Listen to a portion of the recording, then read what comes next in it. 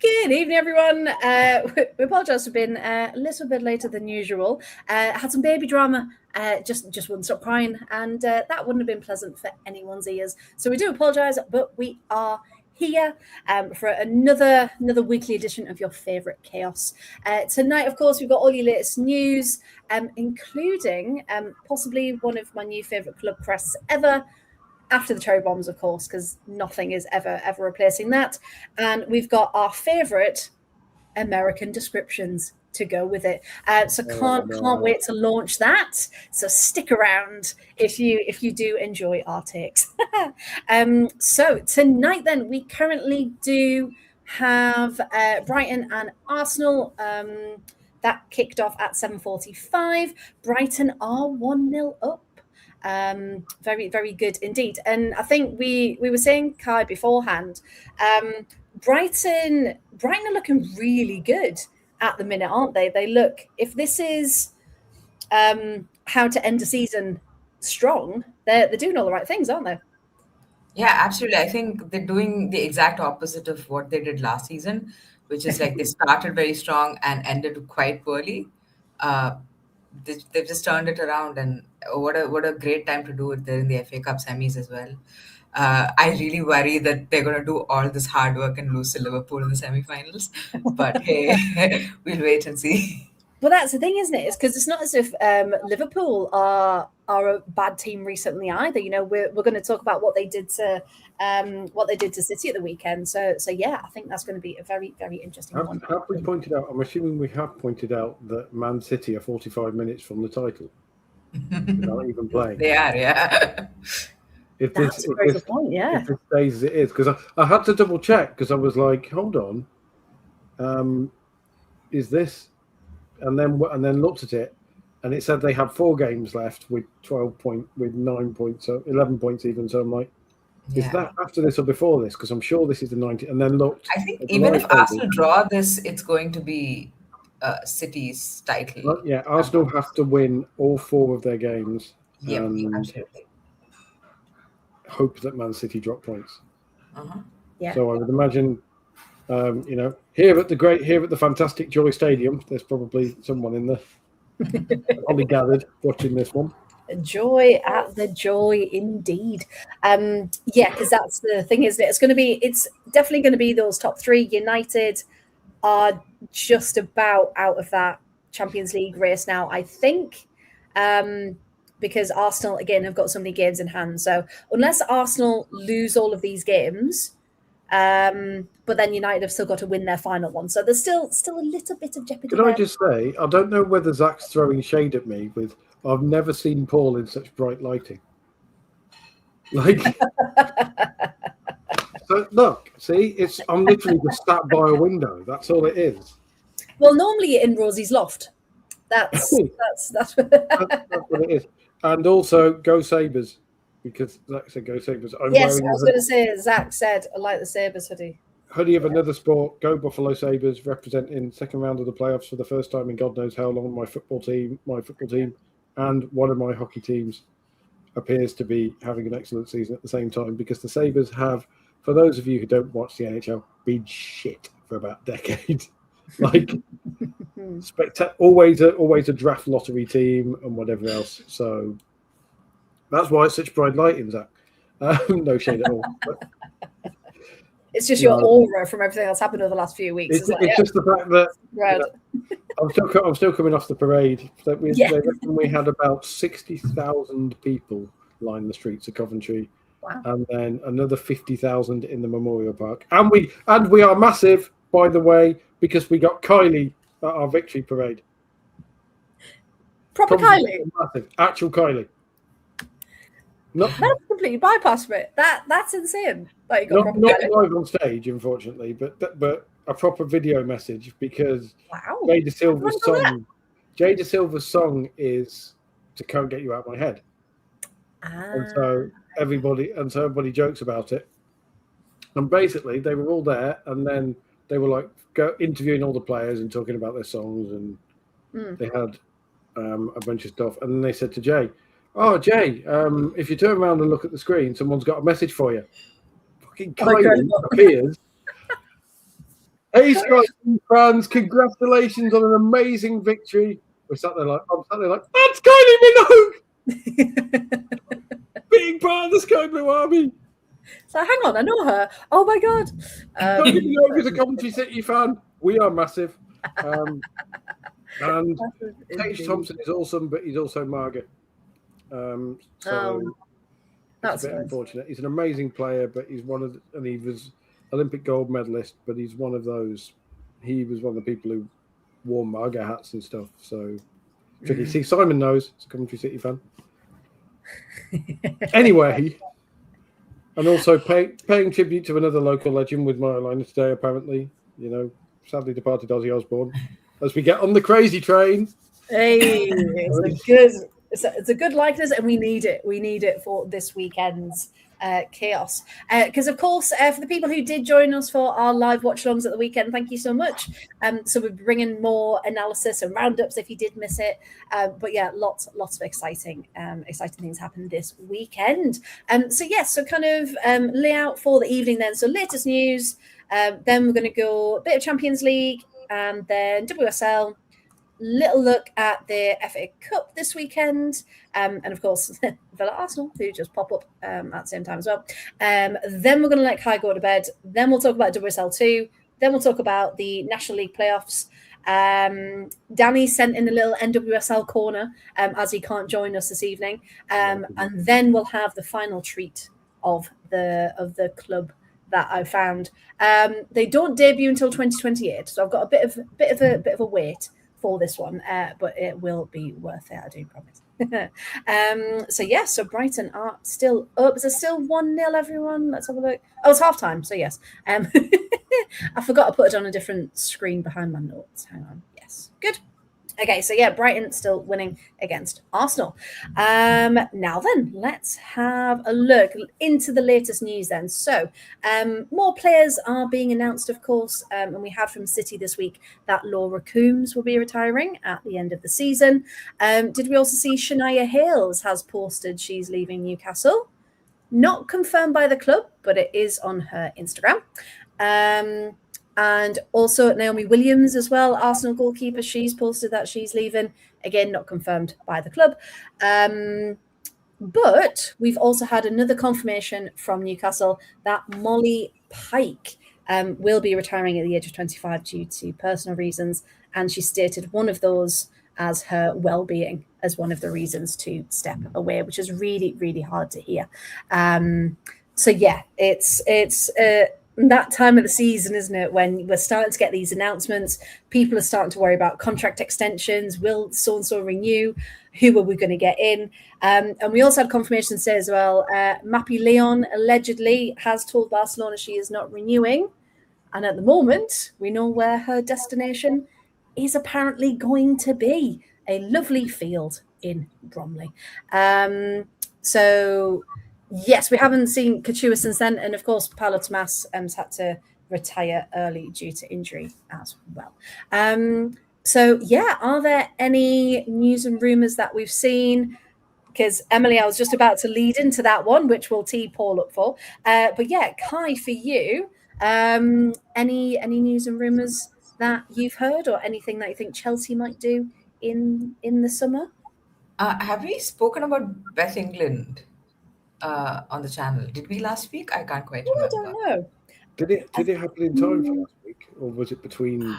I think it was might have between. happened. We can talk about it. Yeah, Beth England leaving Spurs. Yeah, I mean, I think that's a big one. I don't know. It feels like a bit early for me. I know some Spurs fan are they feel like it's a choice that the club had to make, and that's fair enough. But yeah, I feel like they could have kept her around for another year. But it does seem like, at least in the last transfer window, you can see a project building at Spurs, and maybe they didn't see her as part of the project, and I think the men might manage to actually stay up. So all things considered, it was a weird decision for me. I like considering how shit the striker market is. Some No, clubs it's a fair don't. point. Yeah. How should Some it clubs was? don't seem Not to so. realize how shit the striker market is. They're just throwing away this. But yeah, it's a weird one for me because even now, even in this season, she's come like she started or come on and scored a few goals, and you know, obviously she's not the youngest player out there, but you know, she still has a lot of goals in her. But yeah, I mean, it was lovely. It was lovely what they had organized the club in the last home game of the season. I got very emotional when I saw her goodbye video as well. Yeah, she's. I think she single-handedly dragged that club up in some ways. The season she joined Spurs scored like 12 goals or something in 12, 13 games. So yeah, I mean that's a big one, I think. Um, And personality as well, like her leadership, her experience, her everything. It just feels like because I think part of the press release was oh, we're looking for a newer, like younger squad essentially to take us to that next step. And it's like, yeah, but you can't just replace your quality with mm. younger players because yes, they're great if they're a talent, but they're not going to have what Beth England can bring to a team. So Yeah, it's possibly one of those situations where she expected her role to be bigger, and the club and the maybe, yeah. player couldn't quite agree on what that looks like. Because, like, when I think about it, next season, Beth England's role would shrink further than it did this season, you know? Yeah. Uh, so maybe she wasn't okay with that. So maybe it was just like the terms that they couldn't agree upon. But yeah, I Yeah. mean, it is what it is. I'm sure she'll find a great club to be a part of. Yeah.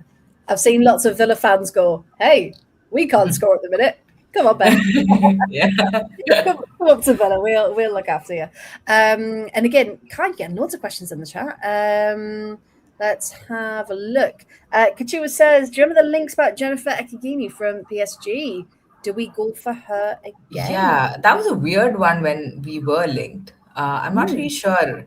I'm honestly very unsure about where where Chelsea are right now in terms of like there've just been no links at all, and that's very un-Chelsea like. Apart from wait, what is the one link that we did? Nothing. I can't remember a single Katie McCabe. one. Oh, the Katie McCabe one. Yeah, that I did not take it seriously at all. Can you imagine if she But yeah, rocks up and puts blue on? It'd be like, no. I don't even know what I'll do. So wrong. So wrong. But yeah, Yeah. but there are obviously parts of the pitch that like Chelsea do need to strengthen in. I think Chelsea need probably another winger, definitely a centre back, full back, but left backs are like, well, hard to find. So I don't know. I'm really curious to see how, because I do think this is going to be one of those crucial windows where we see what this new version of Chelsea is going to look like. Yes. And we've heard a lot of rumors when Paul Green did leave about how maybe the business side of things is not up to scratch or won't be up to scratch. And this is oh yeah, the bunny shawl link. I completely forgot about that. Oh, yes. Yeah. That's the big one. Yes, yes, yes. That's the one I forgot. Yeah, I mean, yeah, I think it's going to be an interesting window. As a fan, I think it's going to give like the fans a very clear picture of where they're at. But yeah. Yeah, very much. Because then we've got the rumours of Teresa Abellera from Real Madrid to Brighton. Jackie, exactly. It feels like everyone's rebuilding, but where they're finding the club players to do that, just from everyone else's discarded, discarded. Somebody, I mean, I don't know. I wonder if somebody's going to go for Schroeder, this from Hacken. She looks a bit raw, but you know she has like the quality to finish. So I wouldn't be surprised, say, if a team like Spurs actually go for Schroeder, or even a Brighton, to be honest, because they also like Camacho has not really done well, in my opinion, in the league. So it's going to be interesting if any team go for her already, because she's quite young. Yeah, because then it's the case of, well, which club's going to win the race for these particular youngsters as well. But Zach's right. Sometimes it's not the best player; it's the right player. Because you need to still be part of the team, don't you? And of course, Martina Fernandez, Barcelona are rumoured for the buyback clause that was in Fernandez's contract from Everton. That's going to be a blow to Everton if she does go. Apparently Liverpool is set to sign Sara Agres. Okay.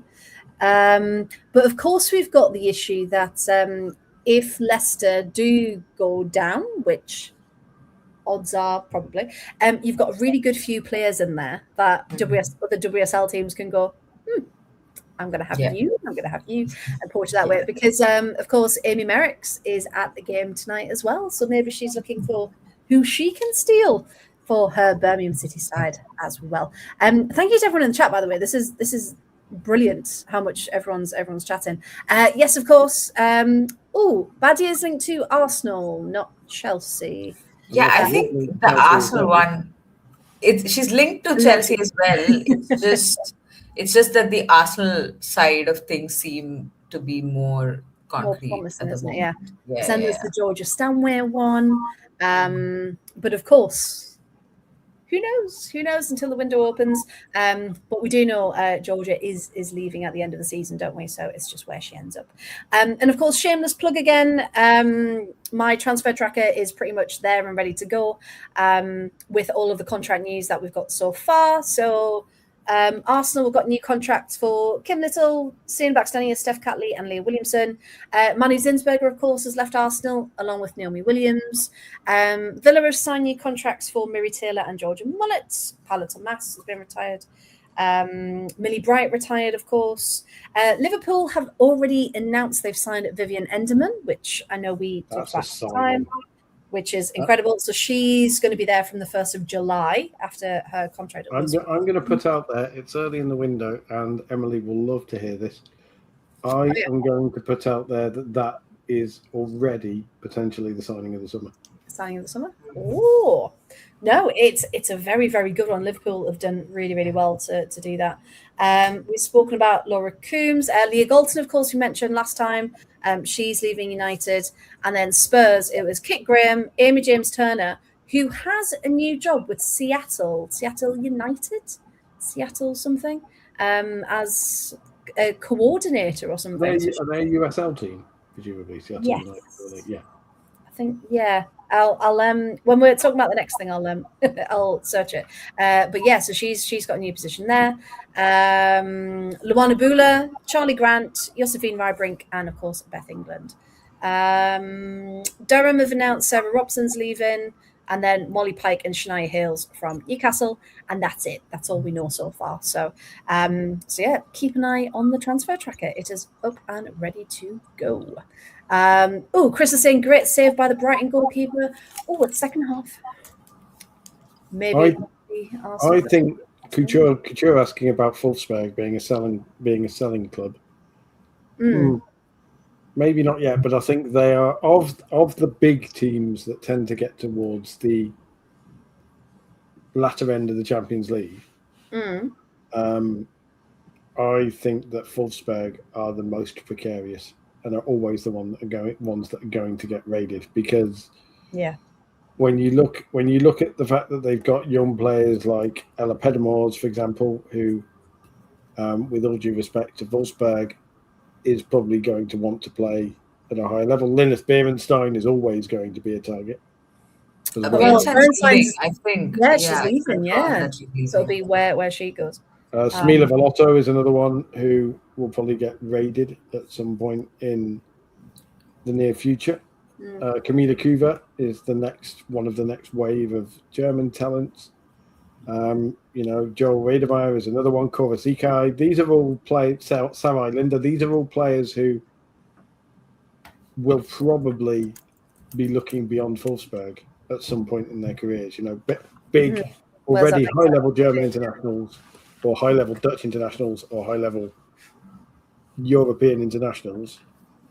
And Wolfsburg, even with Volkswagen's money behind them, are still... The trouble with the Frauen Bundesliga is while it's a very good league, there are still much bigger leagues. Yes.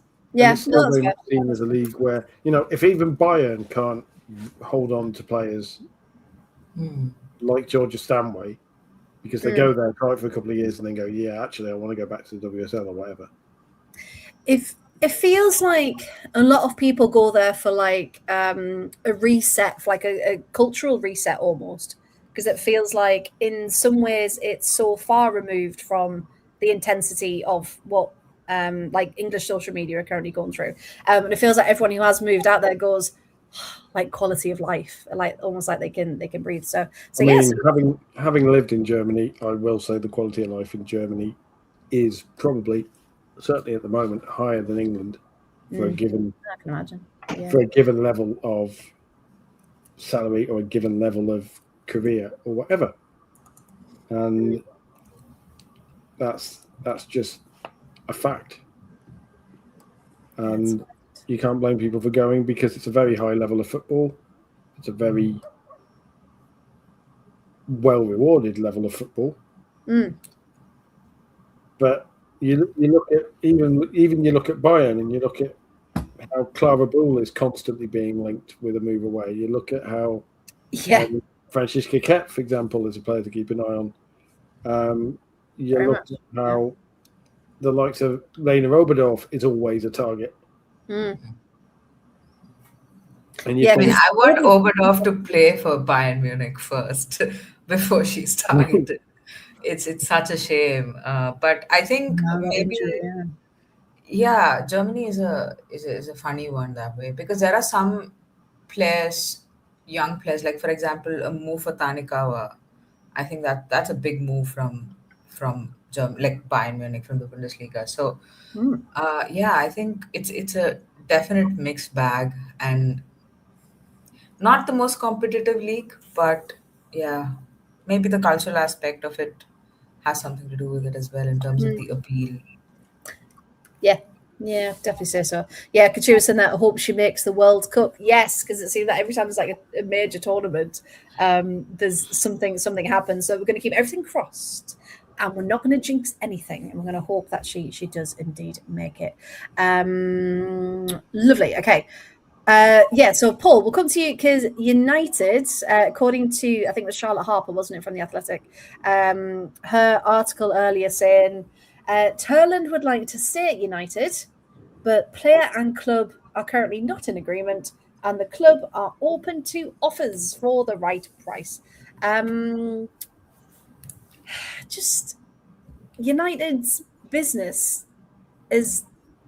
They can attract players, but their retention rate is quite shocking, really, isn't it? So, yeah, Paul, your thoughts on this coming out today, please. This was always going to happen. But I got roasted by Man United fans when they signed Turland, and I'm like, watch her disappearing in 2 years. I actually went back to try and find the tweet the other day, and I think I was more open about going to be really funny when in 6 months' time Elizabeth Turland is playing on the right wing or playing out of position. For that, rinse and repeat Ellen Wangerheim. But there you go, Couture's ahead of me. But this one is an interesting one because Turland wants to stay. So perhaps this is not the same level of Mark Skinner is not very good at keeping players or whatever. But it's an example once again of a lack of investment in the women's team because United have gone, we've invested in the summer in Lea Schuler, and then Schuler has taken till May to score her first goal because she hasn't been used effectively.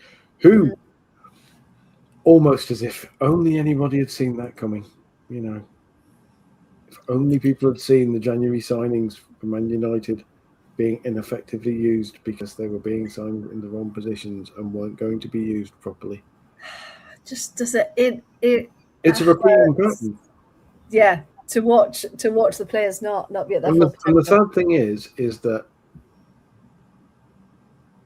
if any club in the top tier, Spurs would be an ideal destination for Liz Turland, and it would show the ambition. Brighton, with the ambition that they're showing, again, to go back and be like, yeah.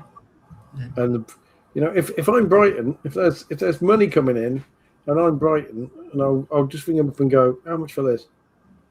And then if Man United go, here's X money, then Brighton just go, yeah, all right. How do you fancy coming back? That. How is that not a penalty? If anyone's got any thoughts on that, it's just get body checked. You mentioned Liverpool, and yes, Liverpool would be a good destination to show ambition for them going after someone like Turland. But yeah, I've linked about 7 players with Liverpool, so I think at this point we're going to have 47 strikers. So Liverpool could have a great summer with all of these things. But I just look at it and go, and the tweet that I made, and the point is, you're out here. Brighton, as mentioned in the chat, are after players like Teresa Aballera and from Real Madrid. You've got London City playing fantasy football because we mentioned Mappy Leon. We did not mention my hashtag, which I changed because I thought it was a little more obvious than my previous one, which was Couliver. So I referenced a bad American soap opera instead. But apparently we are now at the point where it's been openly confirmed in Spanish media that London City are offering Alexia more money than she has at Barca. And she hasn't officially... I think it's about $1 million, so... And she hasn't officially turned it down yet. Wow. And Barcelona fans are absolutely choking on their paella over this one, beating that one. That made me laugh more than it should. What it is, it's 1-1. Oh, I'm on a delay. Chris, you've got the good stream. Thank you for that. 1-1. Liverpool, again, I don't want to say this because I said this a few years ago and it led to Liverpool being not very good. And so I didn't this summer, and they were somehow even worse for the first half of the season. About picking up how Liverpool were going to be a team to watch. But if Liverpool can find a way to make a big impact signing this summer to go with Enderman, not even in the same position, just, another name of that caliber that has people on Twitter lose their minds because they're like, how on earth has that happened? Then you'll see that. She turned down a move to PSG. Does she really want to play him properly? Yeah, because they'll back a dump truck of money up to her house. Yeah. Statue of gold of her outside the stadium. It's just like, if it happens, because I've read, if anyone follows Maria Tikas as well, who we love to follow with her insights, she was not getting into an argument, but she commented on this male journalist had said something, and it was quite like black and white about the situation at Barca, and she was like, I'm going to put my light you don't get it. Like, it's there's so much more to this, and there's so much more emotion and so many more layers. And he was like, Maria Tikas is a Barcelona client journalist, so she will always, Alexia Putellas could kill puppies. The entire Barcelona team could shoot puppies on the pitch, and Maria Tikas would be there going, oh, well, actually, this is just a cooler thing, and the puppies are fine. Like, don't make the Cruella de Vil comparison. We don't need it. Barcelona are now playing in Dalmatian puppy kits, but this is a local tradition to Catalonia from 1346. Stop it, you. But there's layers to it, because then but it's okay because Liga FA is now in the Spanish betting pools, so it's okay. That's going to bring more money in, and you just think that's not the issue. Being able to bet on the women's teams is not the issue here. But I do also think as well, there's so much more to this because she loves Barcelona. Yeah, but it gets really boring sticking 10 goals past Granada every week. Or whatever. Not every week. But do you like, for me, the biggest question is whether she moves to like a club that's not playing Champions League. Like, I understand for London City, probably the goal is going to secure Champions League next season. I don't think that's a realistic goal, personally. Like, you can invest all you want, but we've seen London City being incredibly inconsistent this season, and chopping and changing the squad a lot more is going to bring a little bit more inconsistency. Like, sure, adding quality of Alexia might mean they finish fourth or something like that. So I'm just a little curious as to. Sorry, guys. I'm just really amused that you're like, London City, they're so bad. You could add arguably the acknowledged best player in the world. They still only finished fourth. They'll finish fourth. I mean, that's my take, man. But it's true, though. Yeah. It takes a while. You can't just pump in money and expect results overnight. It's going to take. I mean, I'm being generous saying 2 years. I feel like it might even take longer. I think I want it to happen because some men just want to watch the world burn, and I'm one of those, frankly. Like, I want Putellas to be playing in a field in Bromley. I want it to be kicked up in the air by, I don't know, Poppy Pattinson or something. So funny. And be picking herself up from the mud on a rainy December Sunday afternoon, thinking, what the hell am I doing here? Yeah. I'm losing 2-0 to Brighton for a team playing 6th in the WSL. Is the £10 billion worth? But it's the best league in the world. This weekend I have to go. This next week I have to go and play Eppleton in the League Cup. Like, that's no. Oh my God, Alexia and Eppleton. That would be incredible. That's no disrespect to Sunderland. That's be like, where's the stadium? Last season I was playing at the Camp Nou. Now I'm playing at bloody Crawley. Like, I mean, that's why she was crying. Just the thought of it. It's hit. The first payment hasn't hit her bank account yet, and she's actually done research on where London City play and realises that next season she will not be walking onto the pitch at the Nou Camp. And she'll be living like in a new build on the edge of Bromley, next to a bunch of people with live, laugh, love in the living room, who all have small BMWs and who all go out for cheeky Nando's. No, she'll be in a granny flat in Michelle Kang's mansion. That's how she's brought her over. I'm not allowed to leave. Apart from that. She'll basically be under house arrest. Like.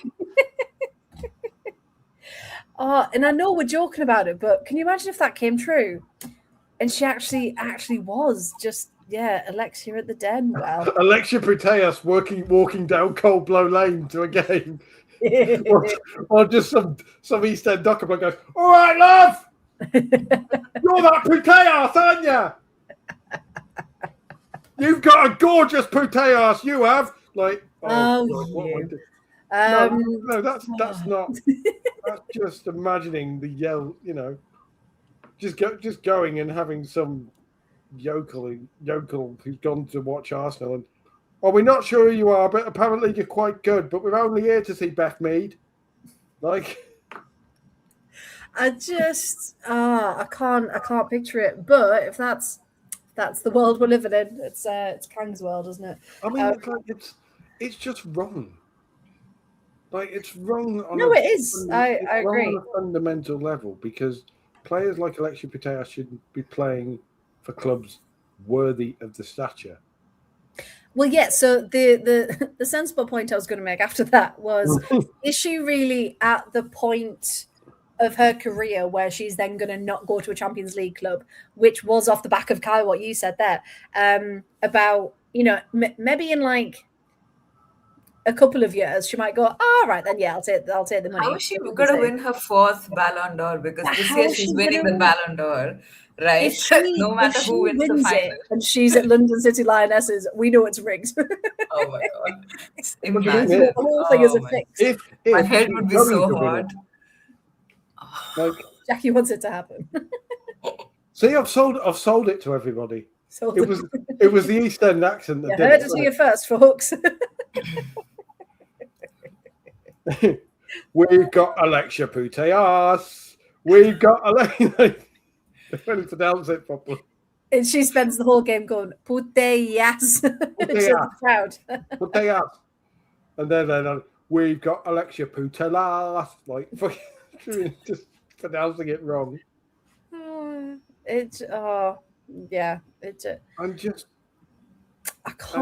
just can't. It's just wrong. It's wrong for it to be anywhere else. I mean, that means that London City's midfield to finish 5th in the WSL will be Danielle van der Donk, Glaskioro, and Alexia Putellas.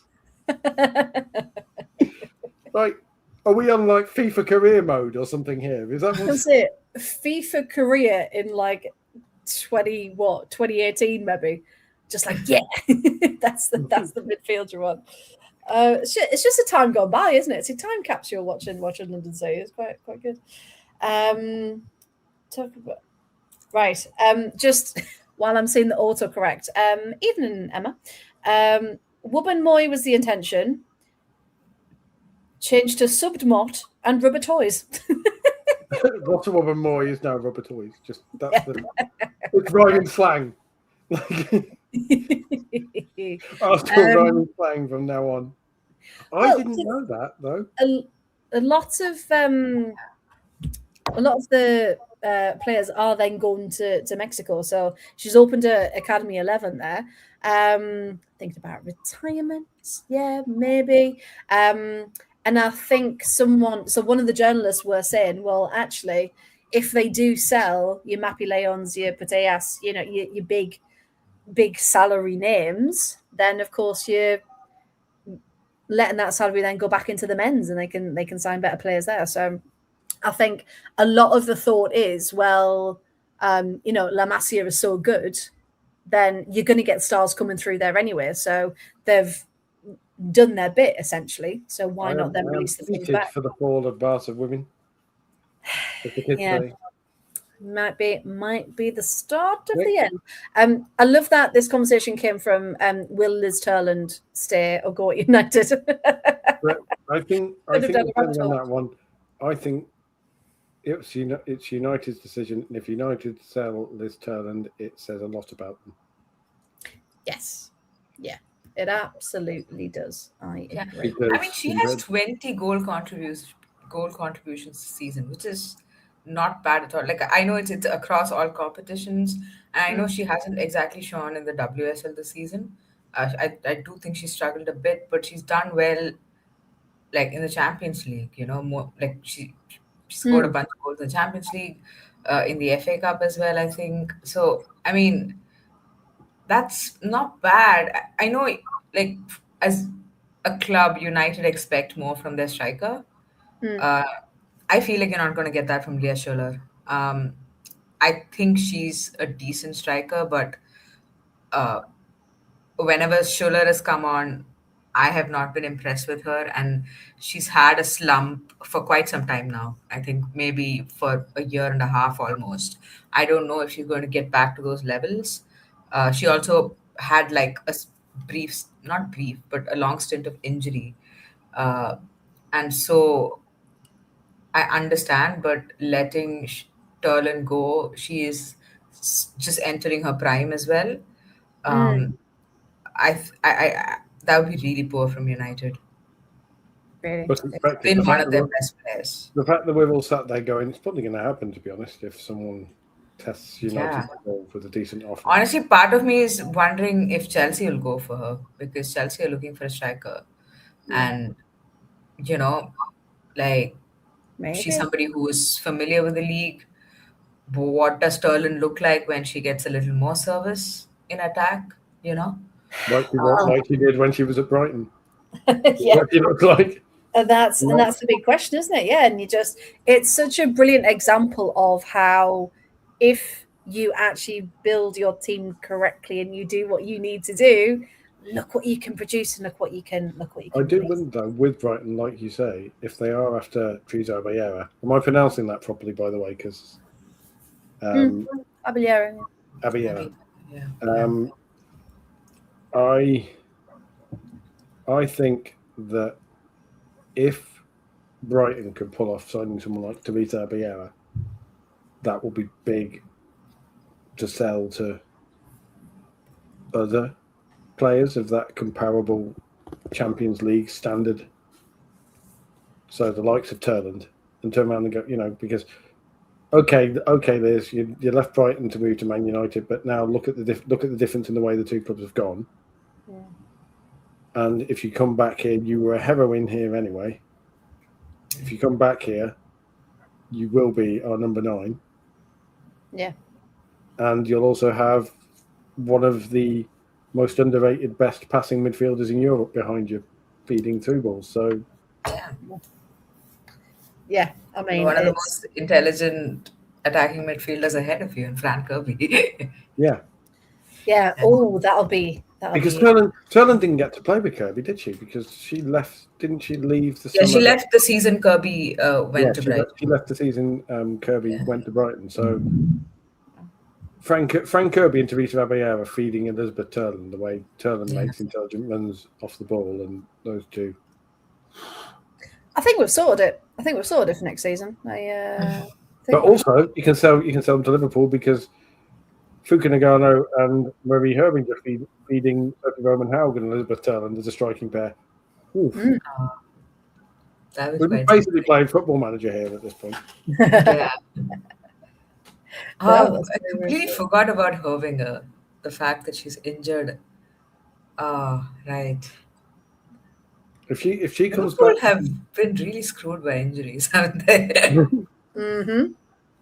Very much. This is what Emily's punching the air at the moment because this is what she's been saying all season, and we've been like, no, Gareth Taylor's crap. as soon as they go and get a bunch of signings in summer, we're like, is Gareth Taylor actually good at Liverpool? And cats living with dogs, mass hysteria. Honestly, say Liverpool get to a cup final. I mean, what can you say? That's the thing. Yeah. I do think he's turned Liverpool into a side that, like, their press is actually quite impressive.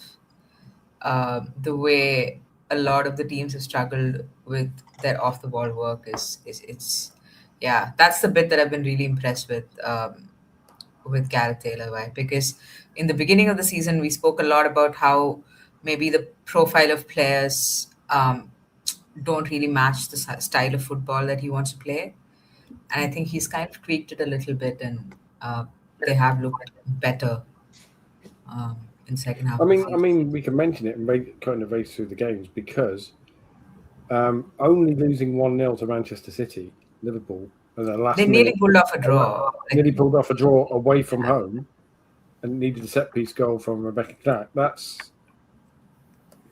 That shows how far Liverpool have come, doesn't it? Really? Yeah. Very much. And a lot of that, as you say, was probably the way that their off the ball work has improved. Yeah. Because you're not going to get much of the ball against Manchester City, are you?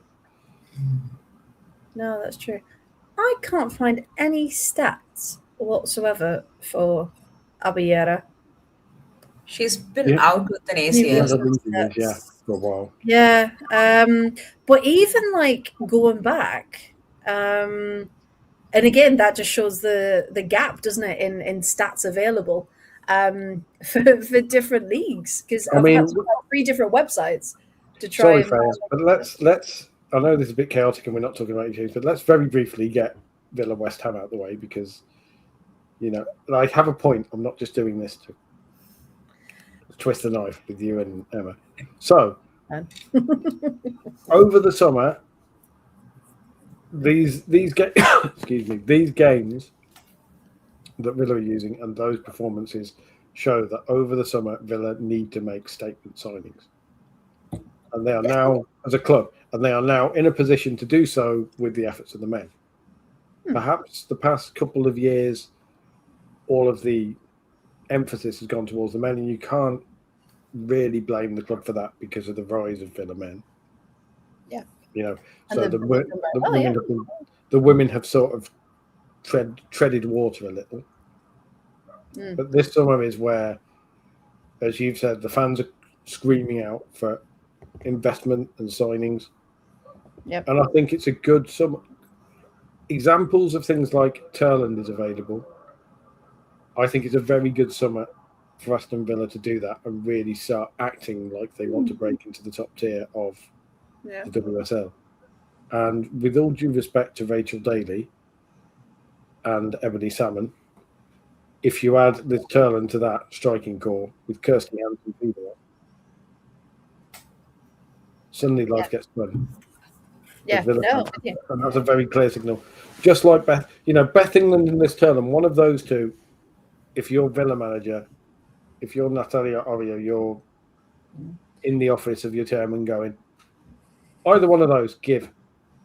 I don't care what it does. No, we need someone with striking power. Yeah, absolutely. And I don't want you mucking about with someone from the Belgian league or someone who no one's ever heard of. I want a top tier WSL striker. There are two. Go and get them. They need to because I was going to say mathematically, Villa can still finish 6th. They can also finish 11th.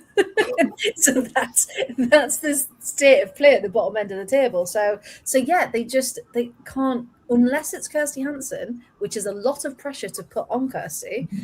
As phenomenal as she is, and she can do it. We've seen her do it, but we shouldn't have to rely on one person for goals. Which we need someone else to help her out, really, because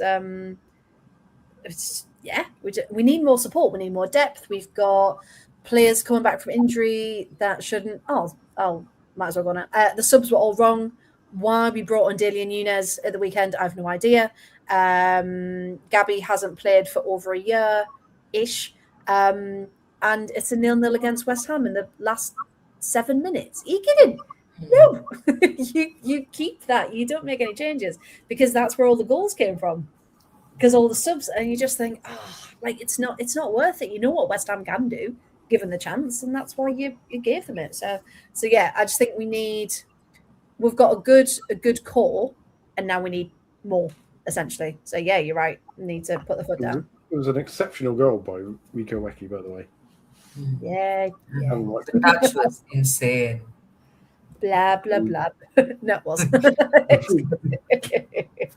And it was just the moment where you went, of course it is. But Freya, how frustrated do you get with Ebony Salmon? She hides the frustration with Villa so well, didn't she? Ebony Salmon is the most frustrating person on the planet because I think when she had a lesser role, and I mean that in the best possible sense, when she was like, I'm a cup striker, like we got the best out of it and it was brilliant. When she then made that transition to, going to do this on match days, she's just never clicked. And then her confidence was completely shot. And then she didn't get played and picked for ages, probably because her confidence was shot. So then they talked a lot about getting like psychologists in, like behind the scenes and that kind of welfare. Great, absolutely love that. She came back for a bit, looked better, looked more like her old self. And then her decision making is the issue. And I think that's something that you can't really, you can teach it, but you need some sort of instinct to go with it. And I just think sometimes she just overthinks and she tries to be too clever with it and she tries to, and it's like, just slot it in. It's an open net. But, so, yeah, I'm frustrated, yes.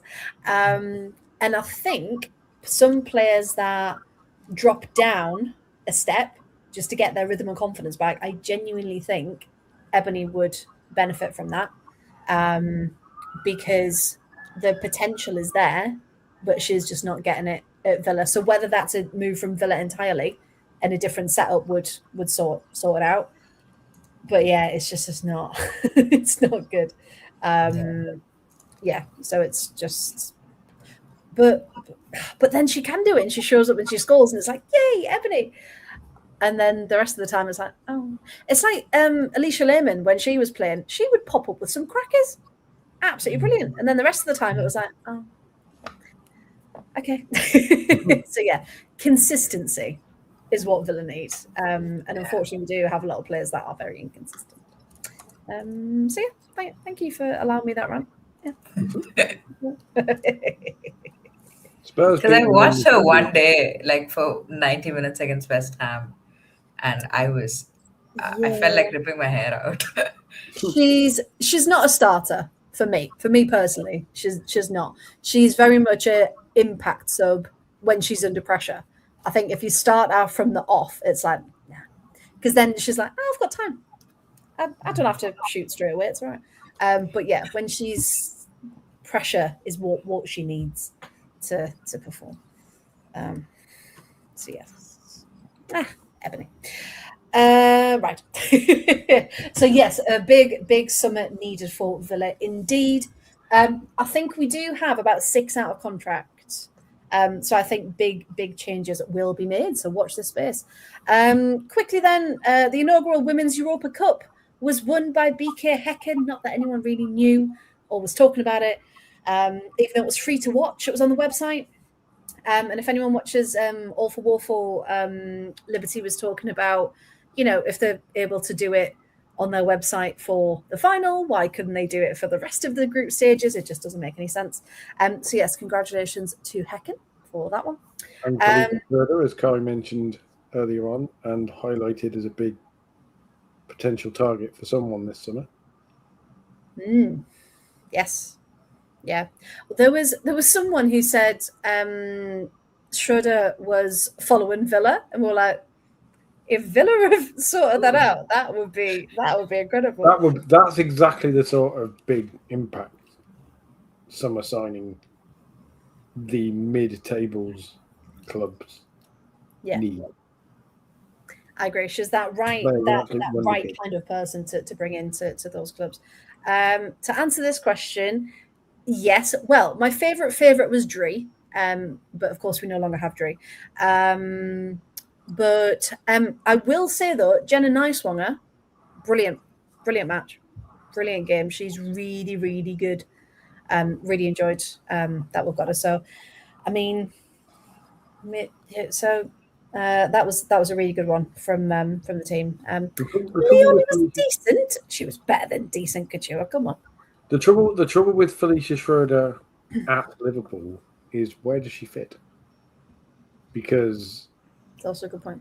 If she comes in and plays off Sophie Roman-Haug, then, but also that means that someone's left out in midfield, and that's a midfield of Denise O'Sullivan next season when it's fully fit, of Denise O'Sullivan, Mary Herbinger, and Fuka Nagano, which is one hell of a sewing machine of a midfield. And it's a perfect sewing machine of a midfield. It's a midfield that works because all the 3 different players contribute different aspects that together make a perfect midfield, because you've got kind of the grit and energy of Denise O'Sullivan, and then you've got the absolute unflappableness of Fuka Nagano, and then Marie Herbinger being back and being able to provide that offensive creativity. But but then there's the risk that her and Schroeder might end up playing in the same spaces. Yeah. And then look at me. Nicer would be how would it work? What that podcast has done. This is Kai's influence, talking about off the ball. I've now gone from just talking to, hey, Mark Skinner's shit, to talking about, oh yeah, well, Schroeder and Herbinger might end up both in the half spaces. I don't like bloody Emma Hayes here. I miss Emma Hayes. I just want to put it out there. She's having a whale of a time in America. God. She's having such fun. I just want to be her friend.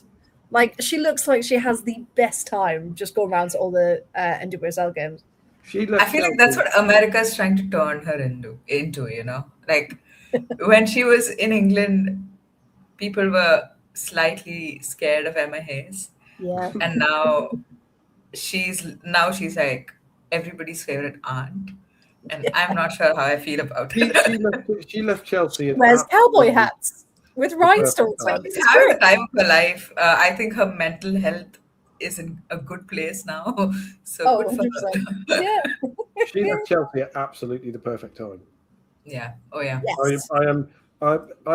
Part of me is convinced that she saw either the writing on the wall or what. This cannot be sustainable. I think she said as much as well that she's wanted to leave Chelsea for a while. And I mean, when a job like that comes calling, you just have to take it, right? Yeah, Oh, 100%. Yeah, it was the right thing it's for her to probably do. one of two jobs she'd have left Chelsea for. The other one being Serena Wiegmann's job. Yeah. 100%, yeah. And just to clarify, I miss like her energy. Like obviously her career choices have been brilliant and she's clearly in a better place. But yeah, I just miss seeing her on the sidelines every week. Just for I watching. do enjoy, by the way, speaking of America and adverts and stuff, Yeah. Nike have released the men's World Cup advert. Oh yeah. Featuring the men's USA team. And clearly they have learned after the absolute horror show that was the Nice to Beat You campaign that saw the US go out in the quarterfinals because they were crap. The one this time round has Dream the Impossible Dream, and it's the USA winning the World Cup against Brazil in the final, but just the way everybody celebrates. And as an ice hockey fan, Zach, you will probably particularly appreciate this if you've seen it. I might have to explain the law for some people. They have all the celebrate. It's Christian Pulisic who scores an Olympico to win, and it has that happen in slow motion. And you see some of the US players like very own Haji Wright, yes, is involved in the advert, and it goes in all sorts of stuff. And there's loads of celebrations across America and things like pickup trucks knocking NFL shirts off their back window for football shirts instead, and all that sorts of stuff. And at the end of it, it then cuts back to reality and does the whole record scratch. And they have two guys in a bar looking at each other going, the US winning the World Cup, really? And then some guy across the bar, there's just a voice from some guy across the bar, which like Italian American going, what, you don't believe in miracles? And I'm like, no, they haven't, have they? And it's Mike Erizzioni, who was the score of the winning goal in the famous Miracle on Ice when the US ice hockey team won in 1980. And it oh, nice. Okay. It hammers that home by when he stands up and walks away. It's a USA hockey jacket. And it's just like, yeah, okay. So yeah, well, normally I despise American arrogance, but something like that you've done right. Like the equivalent would be England. Probably the equivalent would be with England. They do it the same sort of thing. England win the World Cup celebrations everywhere, and then two lads in a pub. Really? You really think England are going to win the World Cup? And then it's Chloe Kelly or Leah Williams. Chloe Kelly says, what? It could happen. And then just throws her shirt over her shoulder as she walks out or something like that. It was like, that's my in advertising. See, Zach's like, yeah, that's a great commercial. And it's one thing the Americans do quite well, except when they're doing the women's team because they're ridiculously arrogant. It's when it's in the details, isn't it? And you're like, oh, you've actually really thought about that, and it's not just been this big power meeting for it. Which was what the women's one was. The women's one was, let's just tell everybody that England and Sweden and everybody else is shit, and we're going to beat them all. And then it didn't work. They're all scared of us. No, we're not. So give over. Yeah, Russo went down with a head injury there. Just got a bit distracted looking at it because it looked like Cadena was gonna go have a fight. So just looking back to what happened, they all kind of went up for the ball, didn't they? This is one of those things where it's tricky to talk about the WSL games because most of them mean sod all. Like Spurs versus London City. Spurs beat London City, but it doesn't mean a huge amount in terms of. True. Oh, have you just gone on to the WSL now? I'm just kind of. We're talking about stuff, and I'm just kind of working through it. No, but you're right. On the whole, now we're at that end of the season. It's like, well, if you're not in Europe and you're not getting relegated, it's like, points being prizes. Like the bits we can focus on is, as well, is Man United also drawing 1-1 with Brighton, which set up this evening. And like Lavazak's just like falls over it. I'm like, well, yeah, because most of the news is there and all sorts of stuff. But Leicester losing again to Chelsea and Sam Kerr. See, I'm just. I was going to rant about Leicester. Sorry, I've taken over the kind of guide of the show here. I'm like, yeah, well, stuff. Freya's got all of her notes. And I'm just like, sorry, I will shut up now. What to talk about? Right, I'll just reel through the rest of the news then, because Paul couldn't care less. So I could rant about the best of the news, but I'm very aware that if we just stick on the news, it'll be 10:30 before we actually talk about the WSL, and Kyle will be sat there going, I've got to go to bed soon. It's 3 a.m. After last week. So I was just going to reel through it quickly. But yes, we will just skate over things. Don't worry. Right. Next thing, confirmation Arsenal will not be involved in the World Sevens. That's the news everyone wanted to hear. Freddie Cardi reported that. So there's still 2 spots left to be confirmed, so keep your eyes open for that. We've also had we'll quick talk about Champions League in a moment, but I was going to just say one thing. Influencer X from this week could be a new segment, might bring it back. But we look at the things that content creators have done to annoy us this week. This is why I was like, if we do all the news, I could talk about this for 4 hours. So this is we'll put a timer on. Don't worry. So the main one, well, there were 2 big ones especially, but the first one was, if you've never mentioned the Women's National League ever in your content, why are you now partnering with the league? To come and promote the places? Yeah, you mentioned this on Watch Along on Monday, didn't you? Yeah. So yeah, that annoyed me very much, because there are so many brilliant content creators, and obviously us, but like people from the guys from the Wolves podcast. Like, there are so many brilliant content creators for lower league that you could have easily got involved in the promotion, in the adverts, and it's like, don't give it to an Arsenal fan. No, like, do you know what I mean? Like, the Wolves Women podcast don't have the right vibes. They're not. And that's the thing. It's so frustrating if you don't fit in a certain box. It's like, oh no, we don't want you to promote it. We want these to promote it because they're famous on TikTok. And it's like, yeah, but what about the people that actually know what they're talking about? I mean, on the one hand, I absolutely get it, and it is great that there is a lot of push for women's football. Female and non-binary content creators are getting more prominent time because the likes of Sky are thinking, well, if we're doing this, we've got to make it appeal to the target audience rather than having men talk about it. But only 3 or 4 of those female and non-binary creators are considered worthy of having anything to say, apparently, by the same channels. And it's just the annoying thing of, it's the same, the opportunities aren't given out that we can see very clearly to other people who really, really want it and know what they're talking about. And it's just copy and paste the same campaigns, the same people over and over again. They're popping up at all the different things. And you're like, is that really, like, you think, yeah, we've got our full content creators, we're done. And that's it. And it's just so frustrating because the majority of the time, like, there's not going to be a Leicester fan or a Villa fan or, even, I don't know, a Spurs fan. Like, yeah, it's just going to be, like, all of the promo stuff was all Arsenal, Chelsea, City. And I get it from a certain perspective of they've got, arguably the bigger fan bases.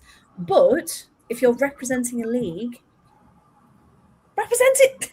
I mean, I didn't know that, because you're saying Rihanna Pereira is a Liverpool fan, but saying she's Arsenal on, saying they are Arsenal because that's been a bone of contention for quite a while. Yes. I'm unaware of also influencer this drama. match just ended 1-1, so that's Man City winning the league.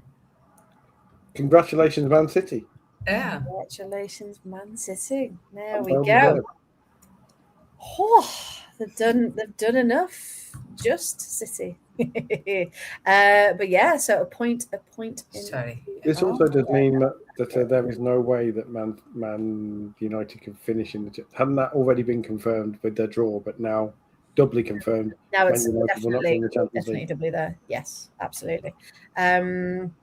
But yes, so it's very much people changing allegiances to get opportunities, and it's it's a bit strange. But the big one we were going to talk about is actually there was someone else who we won't name, but took issue with the Wolves promotion graphic.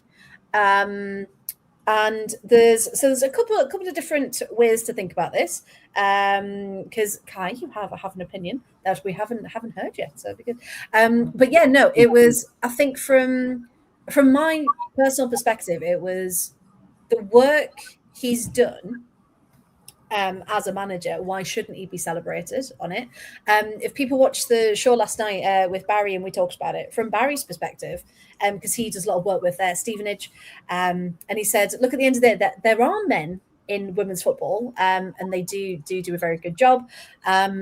And the way it was laid out, it was like it was like tiles, wasn't it? Like picture collages of the team, and he was like at the top, and then all of the squad made up the rest of the pictures, and it was quite artistic. And from Barry's perspective, he was like, that was quite nice, because it was like there's no squad without him, but there's no him without the squad, and like they work together, and it's all part of this really lovely moment, essentially, to show we're promoted together. But of course, this particular person said, something along the lines of, oh yeah, make it about the men. Why has there got to be a man involved, or why has there got to be a man shown, and that kind of thing. And it's that wasn't the intention, and it was clear to see for everyone who followed the journey, essentially, who actually follows that. So yeah, Kai, for you, what were your thoughts on this? I don't know what it is, but I'm not a big fan of like fronting managers in general. If I see graphics, I'd like to see the players. Listen, I'll caveat this by saying I do not know what that journey has looked like. I don't know the part he's played, but this is just a personal preference. And I don't think the gender particularly matters. I don't know if it was worth tweeting about, to be honest. It was just a non-issue. Yeah, the tweet. Really, yeah. I don't know if it was necessary to tweet about it in those terms. I mean, especially if you say he's had the journey he's had. Like, I mean, if he's been a part of like rebuilding and a big part of the promotion, then maybe that is slightly unnecessary. But yeah, I mean, I would rather. Yeah, it's a big win for the players. When I look at the graphic, I can barely see any of the players' faces. You know what I'm saying? Okay. So that's just my issue with it. But like you said, it's extremely artistic, and it kind of respects or pays respect to the work that he's done. That's fair. But yeah, that's just my personal preference. I would like to see the players front and center. That's completely fair. Because it's 8 years, I think, they've been fighting for promotion, and like just missed out or got to where they could possibly go up. And then last year it was they didn't have a license, and they just got to second, and so it's kind of all of these things. So and he's been a part of the women's team since before that. Yeah, he is. Speaking to Wolves fans that I know, they've said he's basically to Wolves what Matt Beard has been to Liverpool. Right. Same level of impact. Yeah. So yeah, Paul, 3 minutes max. Go. Okay, so Kai has actually given me a new perspective on it by pointing that out, and I can see why. If the argument had been made of maybe the players could be a bit more prominent in this graphic or something like that, fine. That's a fair thing. That's absolutely fine. It was the fact that it was framed very much in a. I have to be incredibly careful talking about this as a cis man, and I'm fully aware of it, especially as the person who posted it is a non-binary person, and who in the past has accused me personally of homophobia, and is very, very quick, accused a bi guy of homophobia. So there's bias there, and I will acknowledge it when I was writing about the WSL. But also, this person and the podcast that they're on have a history of trying to push the opposite agenda of, men's football, in the sense that they've very much made women's football. This is a space for a very particular demographic, and we're really proud of that, and we're all the vibes. And anyone else who says, well, other people are in there and contributing to, is automatically denigrating this particular demographic. And that was very much the tone of this particular tweet. And also, it was a tweet from a person who had never like you say, had never mentioned the WNL at all, even with regard to Wolves' problems last season. And I think they are a fine example of a certain type of WOSO influencer and the toxicity where they will take stuff and make it stuff it isn't, rather than just. And that's the issue we had with it. And they will look for controversy. They will look for ways to turn around and go, look at the men trying to hold us down or whatever. And it's like, no, they're celebrating Dan McNamara because he's worked at Wolves for 8 years, while, by the way, serving Great Britain in the Royal Air Force as a serving member of the military, which, whatever your thoughts are about the military itself, you have to admire the people within the military for their commitment and whatever they do. Yeah. And for him to do that while managing Wolves and get to that deserves a huge amount of celebration. And the fact that we're now rather than talking about a great game between Wolves and Plymouth, which we are going to later on, all the way, we will. It's overshadowed by some clout-chasing WOSO pundit with a big following who's put some rage bait up, is really, really sad. And it's a habit that they do all the time, and they still get given the access and all that sort of thing. And this is where I return to your point about it's a very narrow thing, and certain people are given access and ability to do stuff when they shouldn't, because there are people better to do it. I mean, this person concerned doesn't talk about anything outside the top four of the WSL. Yeah.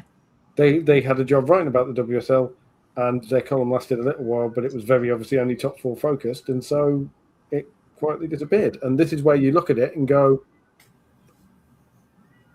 no need. And if a man had posted about Serena Wiegman, oh, of course it's women's football, or Marie-Louise Etta had won something, and the clip had been there, and you'd have men going, what about the players? It's the men who won it. She's the manager. You can see it. That's horrific. So why is it acceptable the other way? Not necessary, is it? And for all the good that we try and bring into the world without chaos, it's just sad to see that things have been made things that aren't. Hey? Did I manage that within 3 minutes? No, but you only went over by 2. So for you, that's growth. Can I talk about something amazingly positive and also funny as well then in the news? Sure. Football, which is the Minnesota Aurora, who have who are in the USL1 Okay. and have signed a transgender player to play for them. Oh, yes. Which is excellent. And it's very, very funny because every idiot on the internet is tying themselves in knots and making themselves look very stupid, because this person is a female to male trans player who signed for Minnesota Aurora from the university. And he will be playing in goal for them next season. The coverage of it, as you said, Freya, was horrific because it was all, the way it was written, it was like from I think he was a cis man who wrote it, who clearly didn't understand anything about trans people at all. And just like the phrasing was like as if he never knew about trans people before writing it. And it was like, concept of trans men is intriguing to a lot of people. Yeah, honestly, there were it really confuses people. Like, yeah, and the wording, something was he started presenting as a man and something, and then it was he then became a man at no, that's not how this works. But yes, but the funny thing is, isn't it, Paul? All of the keep men out of women's sport brigade are saying that's a man. Because they're like, oh, a man's joined women's football. And you did get a few people with the instantly horrific, oh, it's a woman pretending to be a man, so it's okay. Phew, you scared us, which is like, okay. So yeah, but, all of the slime. But a lot of people have made the point, as you did, which is, hold on a minute, these keep men out of women's sports, people. Their whole argument is you should play for the gender that you're born as. Yeah. And then when it happens, oh look, that's a problem too. And it's like, okay, this person was born a woman. He is now a man because he's transitioned, and he's playing in the women's league because of the regulations that you lobbied so hard to get brought in, which I think in America I don't think you can only play for your birth gender, but I think there's a thing where like that's the priority. And so now he is, and it's a man playing women's football, and they just don't seem to get the thing. It's like, so hold on, if you're saying that trans men are men and should play men's football because they identify and represent a man, then trans women are...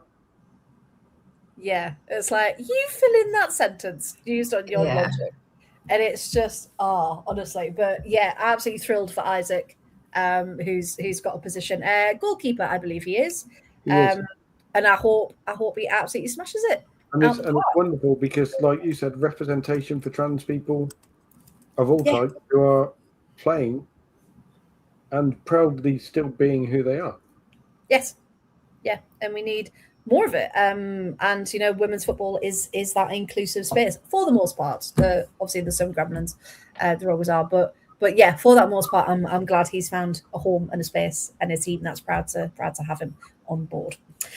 Right then, let's have a look. And as Nessie says, I just don't understand why people can't mind their own business. That's something that's got nothing to do with them. Exactly. Yes, indeed. Right then, so what we'll do, just to kind of confirm it, because we talked briefly about the WSL just then. So we'll do some math. So this was before Arsenal played. So you add a point onto Arsenal, takes them up to 42, and Brighton up to 26. So officially it is Manchester City who will take the title. But interestingly, in my other pod chat, I have too many, Emily, who people may know in the chat, has said, City have won the league, but because there's no pundits for the midweek game, they're just watching replays with the commentators. It's weird there wasn't any sort of just in case thing set up in Manchester with a camera, so they're ready to go. Oh, my face! Am I sitting the wrong way? Is that better, Chris? Is it? I don't know. So my camera's flipped, so I think I look fine. So you'd expect maybe them to have like the team watching it, and that's the Yeah, do they have like a Jamie Vardy quite moment? nice, yeah. Lovely. But also, if you were to go on the BBC Sport page about the latest news, at the top is Men's Champions League. Underneath it is Men's Champions League. And then to the bottom right is live WSL, Man City win title with a picture of Arsenal. Because it was the Arsenal game. Are there any former Arsenal players who played for... Oh, former Arsenal player Vivian Miedema wins title for Man City. That would be really funny. Again, women's football is an afterthought. And we don't like it, do we?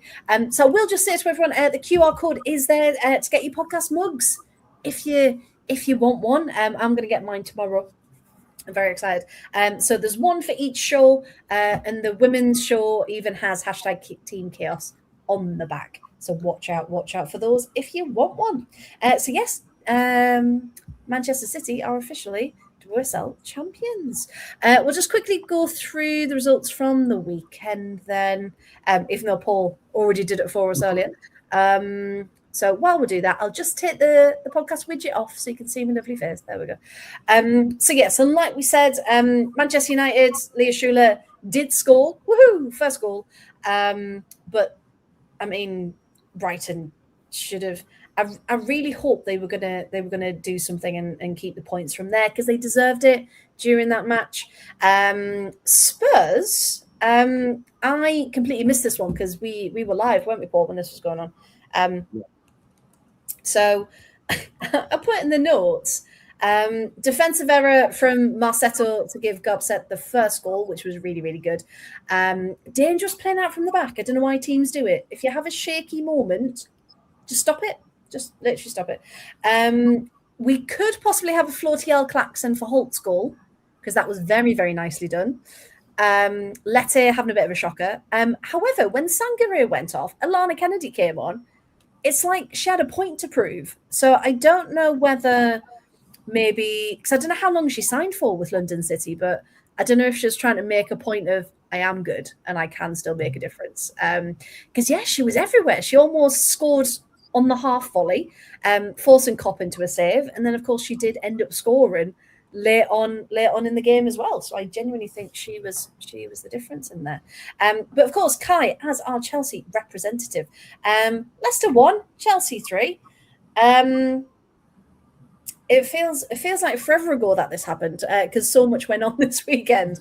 But yeah, your tag, of course, is about Sam Kerr. So tell us from your perspective, how did that game go for you? Yeah, it was very sort of heavily rotated squad from Sonia, keeping the FA Cup in mind, I guess.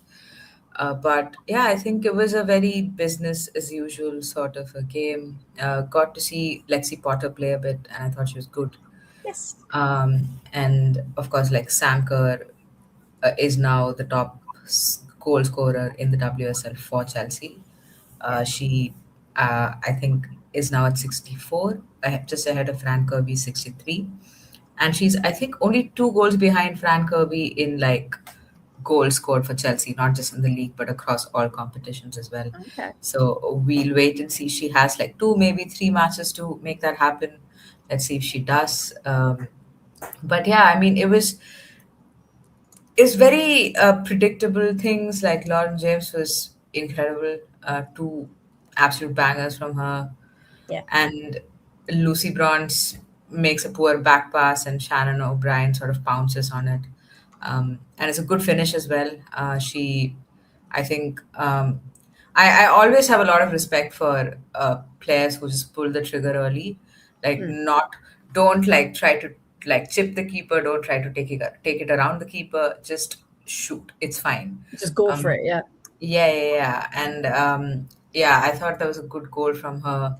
But yeah, overall, I thought Chelsea, because Chelsea were initially 3-0 up, and then obviously Shannon O'Brien scores that goal. But I thought it was a very sort of controlled performance. Second half was a bit boring because all 4 goals come in the first half, and in the second half, Chelsea just keep recycling and knocking at the door, and it just doesn't happen.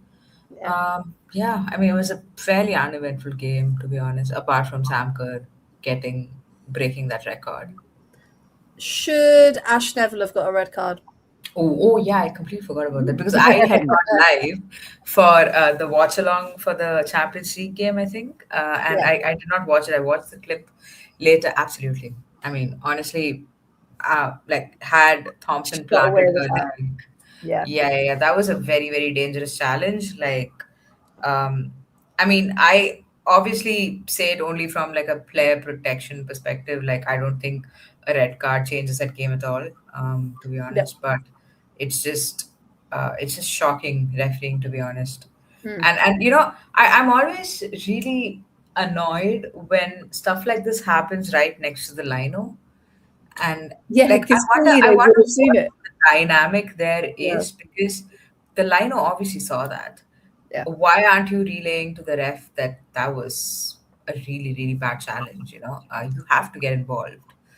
And I just it was just terrible, terrible, terrible challenge from Ash Neville. But apart from that, it was uneventful, and I'm really happy that Thompson sort of came away from it like unharmed. Yeah, that she was okay. Yeah, because you look at because not only was it a high boot anyway, but the actual like Kachu said, lucky that her leg wasn't actually planted. Yeah, planted. It makes us feel funny thinking about it. But yeah, the fact that she did it and then did the whole what?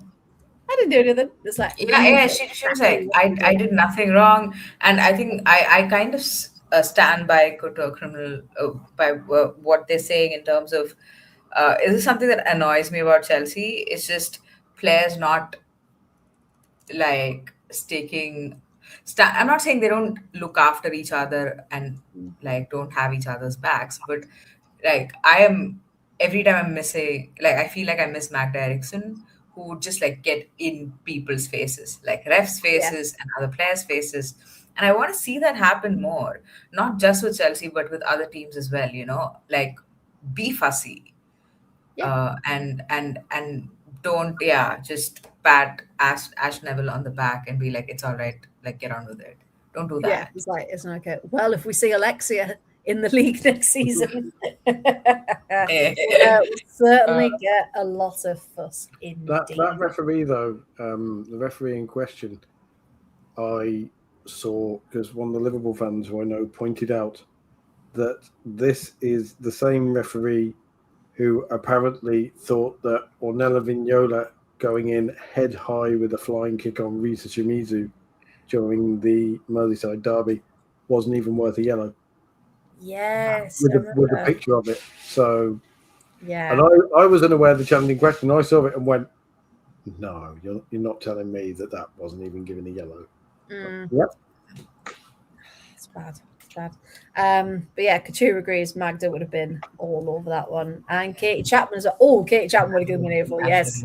Yep. Absolutely. And I think that's what we miss sometimes, like a proper old-fashioned captain in the best possible sense of I will protect my team with all I have. You know, none of this. I don't think Jill Scott would have reacted giving an earful. I think Ash Neville would have just ended up in about rows. The next time she got the ball down the right side, just Jill Scott pounding 20 yards across the pitch. You know, the left back's on the way in, just a scream of "No, mine!" I'm trying to think who are the WSL captains who do this, like who do get all up in people's faces. Like, does Greenwood do that? I don't think so. Steph Horton would have. Steph Horton would have, Steph Horton would have. Alex Greenwood's a bit more chilled, isn't she? Yeah. I don't think she would do that. I'm just thinking about the current WSL captains. Grace Fisk. Beth England would, I think. She'd have a... Oh, yeah, I think Beth England would as well. Rach Daly would have, but she's kind of... I don't think she cares anymore, which sounds really harsh, but I just like you get that feeling from her. And I don't know if it had to do with Sarah Malin going on loan to Leicester this season, but I don't get any feeling from her whatsoever anymore. She's just like, meh, I'll play because I'm here. But she's as well coming back from an injury, right? She came back yesterday. Yeah. Okay. Yes. No, Monday. Yeah. My CTA would get in the face of whoever is 5 yards out of position of the person she's trying to get in the face of. I know, because Millie had the stature to do it. She would never do it. She never. I think if Cuthbert becomes Cuthbert totally does that. Like she does. Millie Boyce's too busy shouting at Hannah Hampton, so she wouldn't be able to get near. She'd be too busy getting in the face of her own goalie. Yeah. verbally 2-footing a teammate for I don't know. Yeah.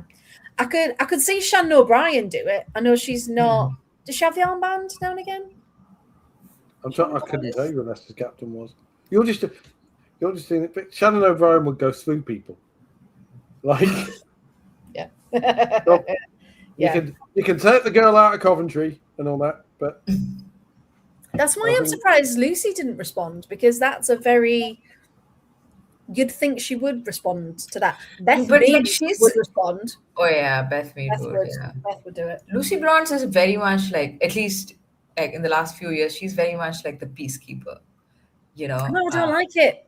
No. Yeah, I'm not for you want war. You want chaos. You want people absolutely being up in the air. Sophie Howard, yes, Sophie Howard would do it. She'd get involved. Yes. I'm trying to think of WSL2 captains. Can you imagine someone like Sarah Robson or Becky Salicki seeing that happen? Oh, wow. They wouldn't exist anymore. They would just get absolutely flattened. If they're playing at Maiden Castle, they just get put in the River Weir. Like, off you pop. It's true. Yeah. Every team needs a proper captain that's going to go out there and some of the captains Tash Fenton this season. Tash, yeah. She would. Yeah, she's an old school midfielder. She put some. I think she's been sent off a few times for getting involved. She'd make a point. Yeah, she would. Birmingham's captain. Who's Birmingham's captain? I can't think of Birmingham's captain is because they've changed 47 different people. This is bad that we don't know WSL2 captains offhand, but I feel like a lot of teams have got their captain group, haven't they? So it's I've got a leadership group. Leadership group, that's how they do it now, isn't it? Yeah, more than leadership. Game to game. I mean, Lucy Quinn. Louise Quinn. God. No. Exactly said Louise at the weekend. But Louise Quinn was Birmingham City captain before she retired, and Louise was, yeah. She was an individual. She was Louise Quinn. George Broom is afraid of yellow. Rusha Littlejohn also not afraid of a card or 5. So there we go. You just wouldn't do it again. She's like an ice hockey enforcer. You just wouldn't do it against Birmingham because if you're putting a bad tackle and the next time you're chasing a 50-50 ball and Louise Quinn is coming the other way, you're just like. I'm sorry. Just sliding in while crossing yourself. Our father. Like. Oh god, we're gonna. I was gonna say when we get to WSL2, we'll probably think of that. Oh yeah, they're the captain. So like we mentioned earlier, West Ham got 2 late goals as a result of Villa subs. At the time, I was more annoyed. Now on reflection, because I was quite annoyed at the time. But for 80 minutes, Villa were good. 80 minutes, they were good. Just again, it's that consistency and holding off other teams. Man City just got past Liverpool. Rebecca Knack, again, in injury time, wasn't it? Just a flying header out of nowhere. I genuinely thought she got injured in the process. I think she hurt her shoulder, didn't she? When she landed. She hurt her shoulder earlier in the game. Pretty early in the game, she'd hurt her shoulder, but she continued playing. And then when she went in for the header, it was hurting more, I'm assuming. Yeah, she landed on it again, didn't she? Yeah. But hey, trooper. Completely. Yeah. I really enjoyed watching the Man City celebration as well. It was very wholesome. because they happy were for her, nervous. They were bricking it. You could tell. They had like no composure whatsoever throughout the game. I thought they would look better coming out in the second half. They didn't necessarily look more composed. You could just tell they were nerves because there's this history of like bottling, even very recent history. So it's almost like they didn't trust themselves to do it. But yeah, I mean, it was really nice to see the celebration because it was this huge moment of relief. Everyone just like piled on top of Knack, and then they realized, oh shit, she has a bad shoulder. Yeah. And then they get off, hang on. No, shit,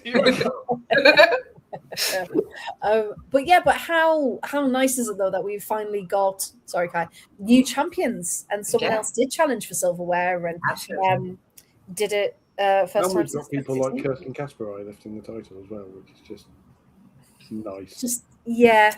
Kirsten Kasperai deserves the world. She really does. And she's got the trophy to prove it. Also, have you seen Leicester City have announced their Player of the Season awards? And I am immensely annoyed by them. Yeah. So then there needs to be a change to the vote, don't they? So I think you should only be able to vote if you are a season ticket holder, which sounds mean, I know, but it would then stop, or it's only available to if you've been to a women's game, like on your account or something, goes to a women's game. Because, what Paul's alluding to is that the fans' player of the season for Leicester is Alicia Lehmann.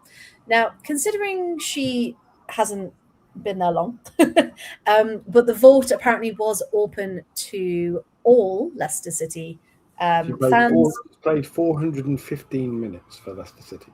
Yeah. In total. And that's it. So at least players, and she got goal of the season as well, I think. I mean, goal of the season is more subjective, and if she has scored a cracker of a goal, fair enough. I'm not going to begrudge. I'm not going to begrudge that. But the fans' player of the season, the blatantness of that win, I think, does a massive disservice both to women's football and to Alicia herself. And it's actually Kerry who pointed this out, so I have to give her full credit because I was starting to rant about it. And, this is going to look really bad because, all the people who love to run down women's football are going to point out that there is very much a reason Alicia Lehmann won, and we all know what it is, and it's horrific. But Kerry then, and I was starting to rant about it, and then Kerry turned around and went, do you think Alicia wants this to happen? When you think about it? No, that's a very good point. Yeah. Because she will obviously accept the awards because she's been given them. Yeah. But I was wondering what the conversation in the dressing room would have looked like, when stuff like this happens. Yeah, because I think she'll be very aware of it. Yeah, absolutely. And to be like, I'm sorry, guys. Like, I think we've discussed Alicia Lehmann at length and her off-field activities and everything else. And I think we said you can't blame her for doing what she does because why wouldn't you if you're in a position where you can get a ridiculous amount of Instagram followers? And it is her choice at the end of the day. Like she's very much dress up and present her. Like, and this was another thing Kerry told me off because she was like, "No woman, you sound like you're blaming her, and she should be able to look what she looks like when she's playing football. If she wants to look like she's walking down the catwalk or playing football, then that's her choice. You can't blame her for the reaction. Yeah, it's the reaction to it. That's the issue. Yeah, absolutely. It's not Alicia. And I just think, like you say, Leicester should have been aware of this to some degree. And if the votes were there, they could have easily looked at it if it wasn't a public vote and said, this is going to look really bad. And if we find a way to explain to Alicia, listen, we suspect that the reason this vote is where it is for reasons that you don't want, we don't want, and everyone else doesn't want. So even though you're the vote winner, we're going to give it to the second place player who we think might.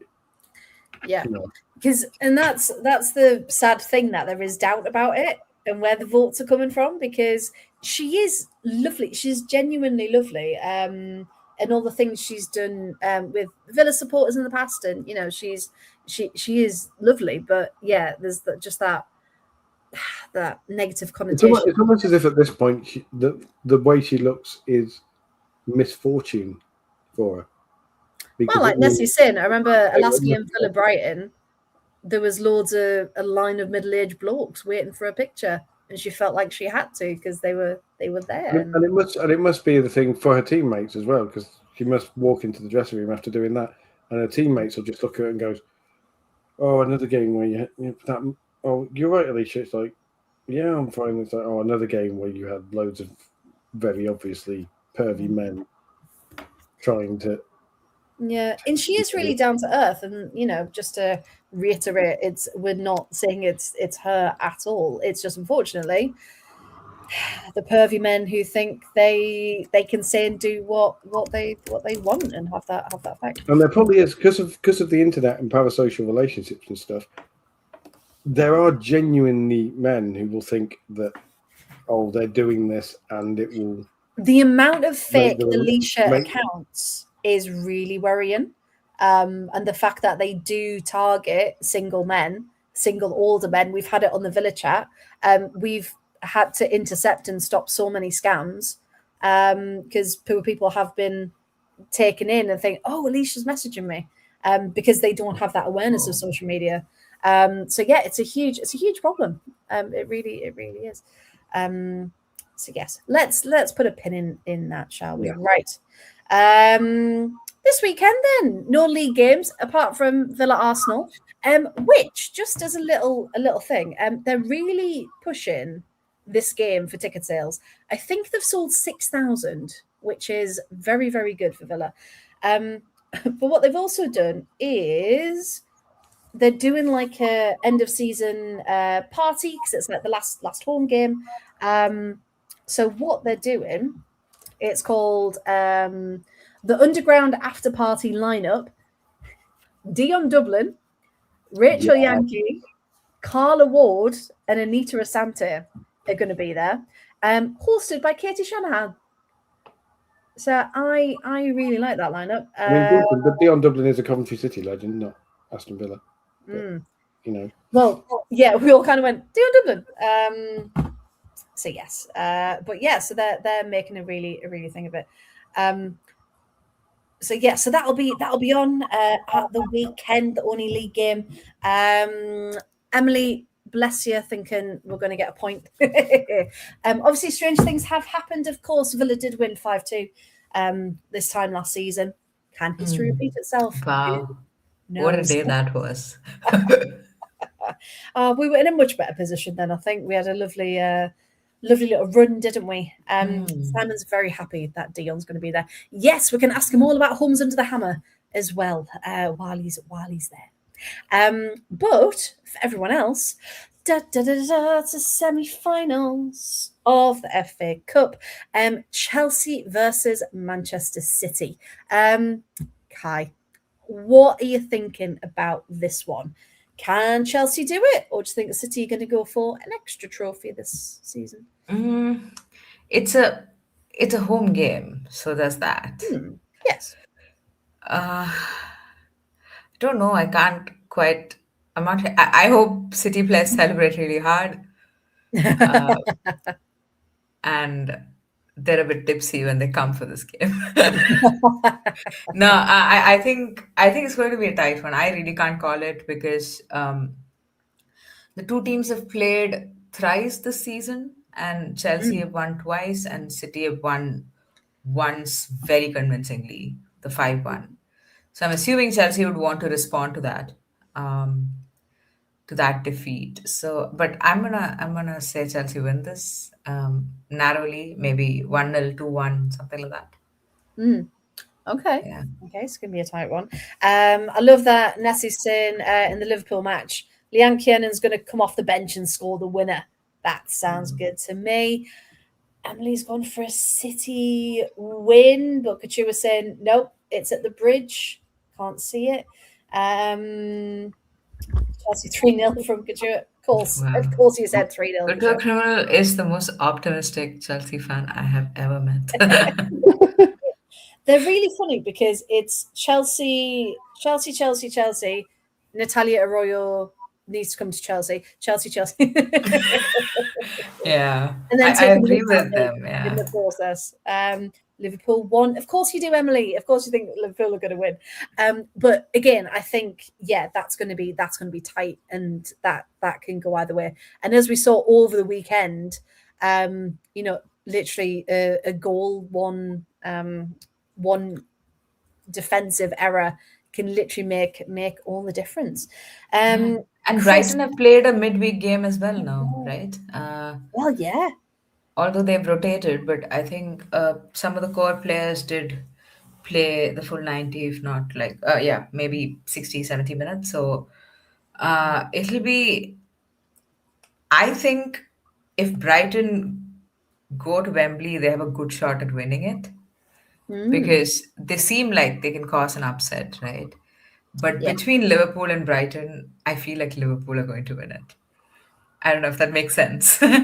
Yeah, no, I think they've both come into this really good rhythm, but I think Liverpool, again, because they push City right until the end, I think that might have given them a bit of confidence to be like, yeah, we can take Brighton. Yeah, and they're playing at home, so yeah, I'll go with Liverpool as well. Maybe a 1-0 Liverpool. Yeah, tight scoreline there. Paul, have you got any thoughts about the weekend? You think might go through? Liverpool Man City final, I think. Liverpool Man City. Yeah, I can see that. I don't want to predict scores because score prediction wise I am horrific. I once took part in one of those score prediction competitions, and I was the Sheffield Wednesday of those score predictions, and I finished with no points at the bottom of the table. So, but I think that it will be Liverpool Manchester City only because I don't think Man City will switch off, and that I think they will be motivated to take the double now. Yeah, I can see that. Absolutely. That's what I'd be worried about if I was a Chelsea fan. That you're not meeting a Man City who have celebrated too hard and are like, "Yay, we won the league." And the way Andre Jeglerts manages them as well, I don't think there'll be a team who will go, "Yeah, we won the league. Oh, we've got an FA Cup semi, but if we don't perform, it doesn't matter that much." And they'll be like, "Right, let's go and get the double." Yeah, I think I agree with Paul. I think, had they come into that game with the title race still in their minds, that might have looked different from this, because now they've won the title. They just need to see the game out against West Ham, right? Like make sure they win so that they can lift the trophy after a victory and not after like a terrible draw in that stadium. All I'm saying is, as someone who sealed promotion back to the Premier League with a crappy 1-1 draw away at Blackburn, it doesn't matter how you do it. It doesn't matter. Fair enough. Exactly. Yeah, it doesn't matter indeed. Oh, you've been told, Kai. I'm not worried about City. I think Kai's too pessimistic. It's called being realistic sometimes, Couture. It's called being realistic. But you're not there when we lost 5-1 to them. Because I've picked Liverpool Man City, it's going to be a Chelsea Brighton final. Put money on it. But, okay, well, I'll predict Chelsea Brighton, and then either way we've got the right one picked. Perfect. So semi-final action this Sunday, the 10th, starting 12:15. And as Chris very helpfully said, live on Channel 4 is the Liverpool Brighton game. Not too sure about Chelsea City. They should do both of them. They should at this point, right? But I can't confirm. Lies. You roast me every week. But yes, no, I do appreciate that. So yes, some very tight and exciting football to come this weekend. Right then.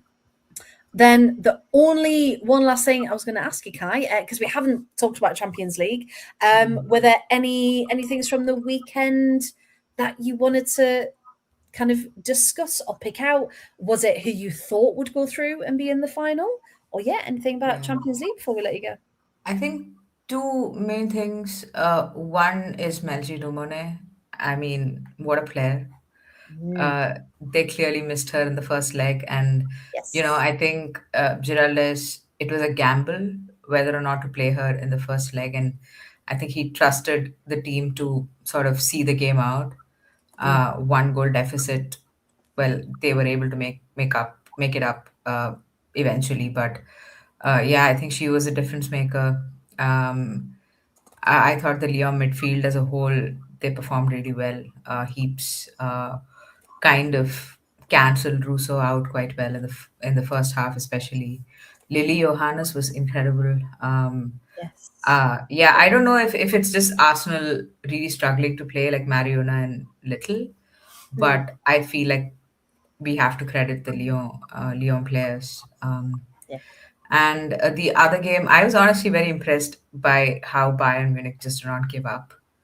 They just kept coming back. Really like their fight of the 2 legs. Yeah, that was really fun to watch, especially the last 15 minutes or so. It just became absolute chaos, which was fun to watch. But and also a big shout out to Salma Paruello, who's come back from injury. There was a game plan there from Pere Romeo, and I thought she did really well to stretch play, offering that width that they did not have in the first leg. So, just that. Just players, picking up players. That's it. Yeah. No, you're absolutely right. Because once that Paruello goal went in, 13 minutes, I was like, oh, it's going to be a Barcelona. They're going to go for it. Yeah, they're going to run away with it. Like, hang on, we're not going to let you do that. And then I did think Dolman and Harder were the 2 players that fought every single minute for that. They were a pleasure to watch. I mean, Pernilla Harder, that the goal that got disallowed later on in the game. I mean, had that stood, that would have been crazy because it had turned quite frenetic by that point. And I do think if that goal had stood, it would have been absolutely crazy for sure. Yeah, it was definitely the Lyon Arsenal game was good, but the Barcelona Bayern game had a bit more of a bite to it, didn't it? And a bit more chaos. But more than 60,000 there at the Nou Camp. And of course, Bonmati came back on the pitch, first appearance since she broke her leg back at the beginning of the season, wasn't it? So it was. I mean, VAR, which is where my topical tag came in.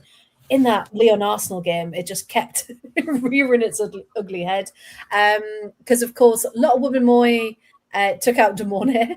And then that VAR check went on for about a year to see whether she actually touched the ball or not. But again, it's the angles, isn't it? If it's not clear and obvious, go with your first thing. So penalty. And then, of course, Daphne allegedly goes forward too early, so they have to retake the penalty, and it just felt like there's VAR calls for when VAR was needed and didn't even check, and then this game it felt like no, we're going to check everything and we're gonna get every decision's right. It's just especially. But to be fair, I do think they got all the decisions right, including the first disallowed goal where Engen is sort of offside and playing and obstructing play. It's soft, but it's sticking to the rules. Yes. Yeah, that's the thing. Yeah, I just wish. In the moment, I was really frustrated because I thought it was a good goal. And obviously, I was rooting for Lyon. There's no doubt about it. Of course. It was an out-and-out hate watch. But I love it. And then, of course, Yul Rand's goal as well, that then had to get checked. But Lotte's bum/ankle was playing her on.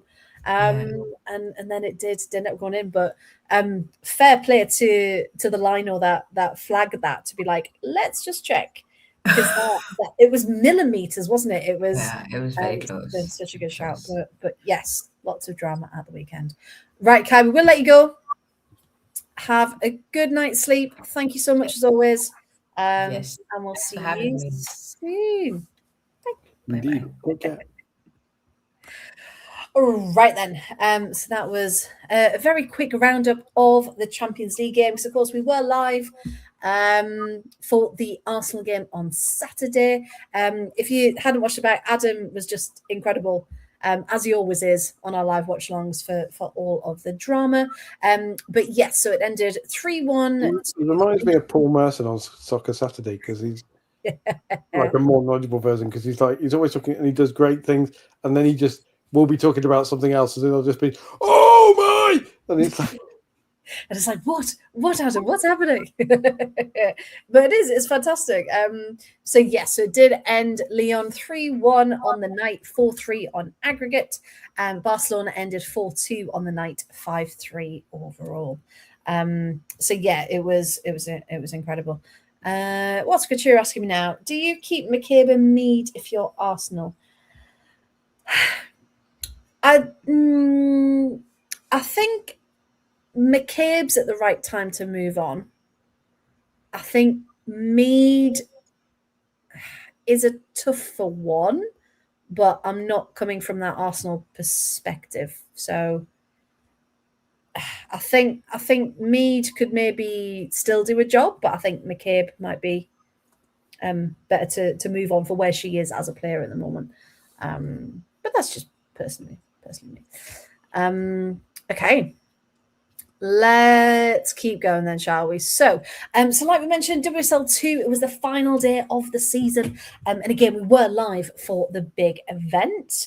And Paul, it was just incredible, wasn't it? Because we had all of these matches. Two of them meant something in terms of positions, because Charlton went into the final day in first place, followed by Birmingham City and Crystal Palace. But then, of course, at the end of the day, due to results, it was Birmingham City as champions, Crystal Palace in second, and Charlton in the playoff place. Palace, by the way, I think they won 12 of their last 14 games after a horrific start. I mean, that just tells you everything about their fight and their resilience, doesn't it? And like you say, I think that it was an amazing watch-along, because the game that we thought was going to be the massive one, Charlton-Birmingham, was a bit of a damp squib, really, wasn't it? Because it was two teams who were very cagey. Yeah. And then Vilma Leidemar scored twice. Yes. Both with headers. Brilliant player. Yeah. And,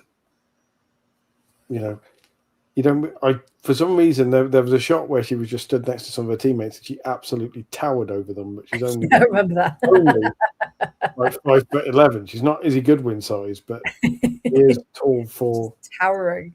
Yes, just a reminder of the results. And the games elsewhere, Nottingham Forest finishing their season with a bit of a damp squib. Newcastle as well. Go on, Durham. Yeah. Sheffield United, the hangover because they were safe. And that Ipswich Sunderland result is fascinating, because you wonder what would have happened if the season had been a summer season and Ipswich had been playing like this, because the momentum they have now and they had in the past few games. Yeah. It could really be something interesting, but they've certainly got a lot to build on. Obviously, Ipswich men being a Premier League team next season as well. Yeah. So it's really solidified them as we can compete at this level, and we're going to, and we're definitely going to show you what we're all about. So yeah, I mean they've been incredible. So if they can pick up where they left off next season, I think again you've got another threat there, haven't you? I mean, Palace had the ideal game to finish with against an already relegated Portsmouth. But they still had to go out and win it.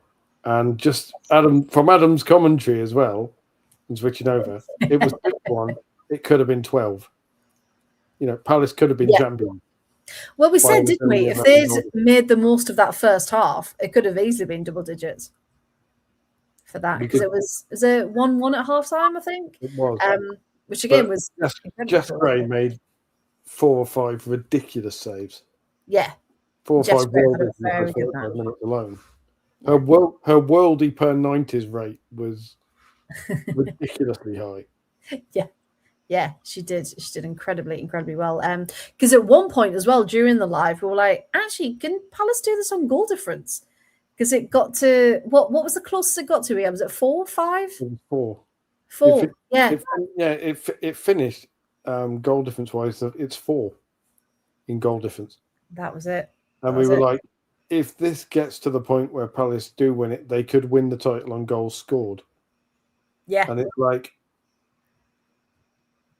and we were kind of rooting for it, but that would have been, that would have just been another level of chaos. but I'm really pleased Palace are going back up. Me too. Because of Annabelle Blanchard mainly. Pod favourite Annabelle Blanchard, who scored one of the goals, incidentally. Yeah, absolutely. As a more wholesome moment, did you see Lionesses? Oh, that was how lovely. The video of it was amazing. It was perfect. Yeah, it's just for those who didn't see it, it was she came out to warm up, didn't she? And then her parents were standing there in their Crystal Palace scarves. And then obviously said hello, and she was like, "What are you doing here?" And they were like, "Well, we couldn't let you go up without us." It was just the perfect. They were stood there, and they kind of came out, and Inez was looking the other way, and her dad just went, "Hey, sweetie," and you just saw her face kind of. She heard it, and it's almost like her brain processed it and went, "That's Dad," but it can't be Dad. And then saw him. Have I just heard Dad? It can't be. Maybe it's someone. And then saw him, and then just the absolute joy. And the fact that all she could say was, "What are you guys doing here?" Yeah. The absolute shock. And they're just like, "We came to a game." And I was like, that's cool. But when her mum, like you say, when her mum said, "You didn't think we were going to let you go up without us being here, did you?" I've got a bit of a... Oh, it was brilliant. So well done to the club for sorting that, because that was just such a beautiful moment. Sorry, Graham. Sorry, Graham. But because it ended, didn't it? So Birmingham City on 44 points, Crystal Palace on 44 points, Charlton on 42. So it could have only been tighter if Charlton were on 43. Like that's literally it. It was so tight right to the end, and the fact that they all changed places within the space of 90 minutes ish was incredible as well. So it was honestly, this is why for everyone watching, everyone in the chat, this is why we say the WSL2 is the best league in the world, which now we've got teams going up to the WSL might make the WSL a bit more interesting as well, because we're going to have more personality. So yeah, it was just fantastic, exactly what we wanted the final day to be, wasn't it? Ignored by 80% of the media, like. But not us. But not us. We will shout it from the rooftops. And hopefully Charlton as well, Graham. And hopefully Charlton as well. We can see it though. I can genuinely see it. I actually think if you're Leicester, Charlton are probably the team they least want to play. Because I think with Palace, they'd have fancied their chances a little more because Palace were there. With Birmingham, again, they'd have looked at it and gone, "Oh, it's a tough one, but it's a short trip. We know Birmingham because we can do it." But Charlton are going to go one of two ways, and all of the rhetoric coming out of the camp since, where Karen Hills has said, "Stick with us. We've got one more fight. Yeah, help us win it." Yeah, rather than, it's disappointing, but we go again, all that stuff. It's not, it's more aggressive than that. Like you say, it's full on one more fight. Yeah. And they'll do it. They'll come out fighting. I said this on the day as well. Jodie Hutton Screamer in the final minute. That's what's going to do it. Bring on the 23rd, but I'm also not ready for the 23rd. You've got time, Graham. You've got time to prepare yourself for it. But yeah, Leicester Leicester's confidence is shot. And I think the only difference is going to be Shannon O'Brien. Now you're speaking my language again. Yeah. We know this. Regular viewers. Because we said it on the day, the passion she had when she scored against Chelsea to be like, come on, like get team ready. But also Kate Keane as well, shouting and being in charge in goal, and just having a moment of like, get your act together. This isn't acceptable, which they need, really, don't they, on the pitch? So hashtag free Shannon. That'll be my topical tag. That'll be it. Yeah. But I have to get on board, Paul. I'll have to ask her if she wants to. Oh, I have actually interviewed her once many years ago when she was playing for Coventry, and she was a 17, 18-year-old and lovely and quiet and a bit nervous, and I was quietly nervous as well because, you know, having watched her play and all that sort of stuff. Now, as her fully established as a WSL player and with the knowledge of my support for her and having her shirt that she gave me and all that sort of stuff, it'd be like, hi, Shannon, I'll be professional and try and... Remember me from back in the day? But it'd be nice, like you said, it'd be a nice moment of, you know, we've watched that journey and we've watched kind of the progress and where she is now. If she does get to the point where she gets a Lionesses call up, because she is one of the players, like Couture said, is Annabelle Blanchard going to get a Lionesses call up?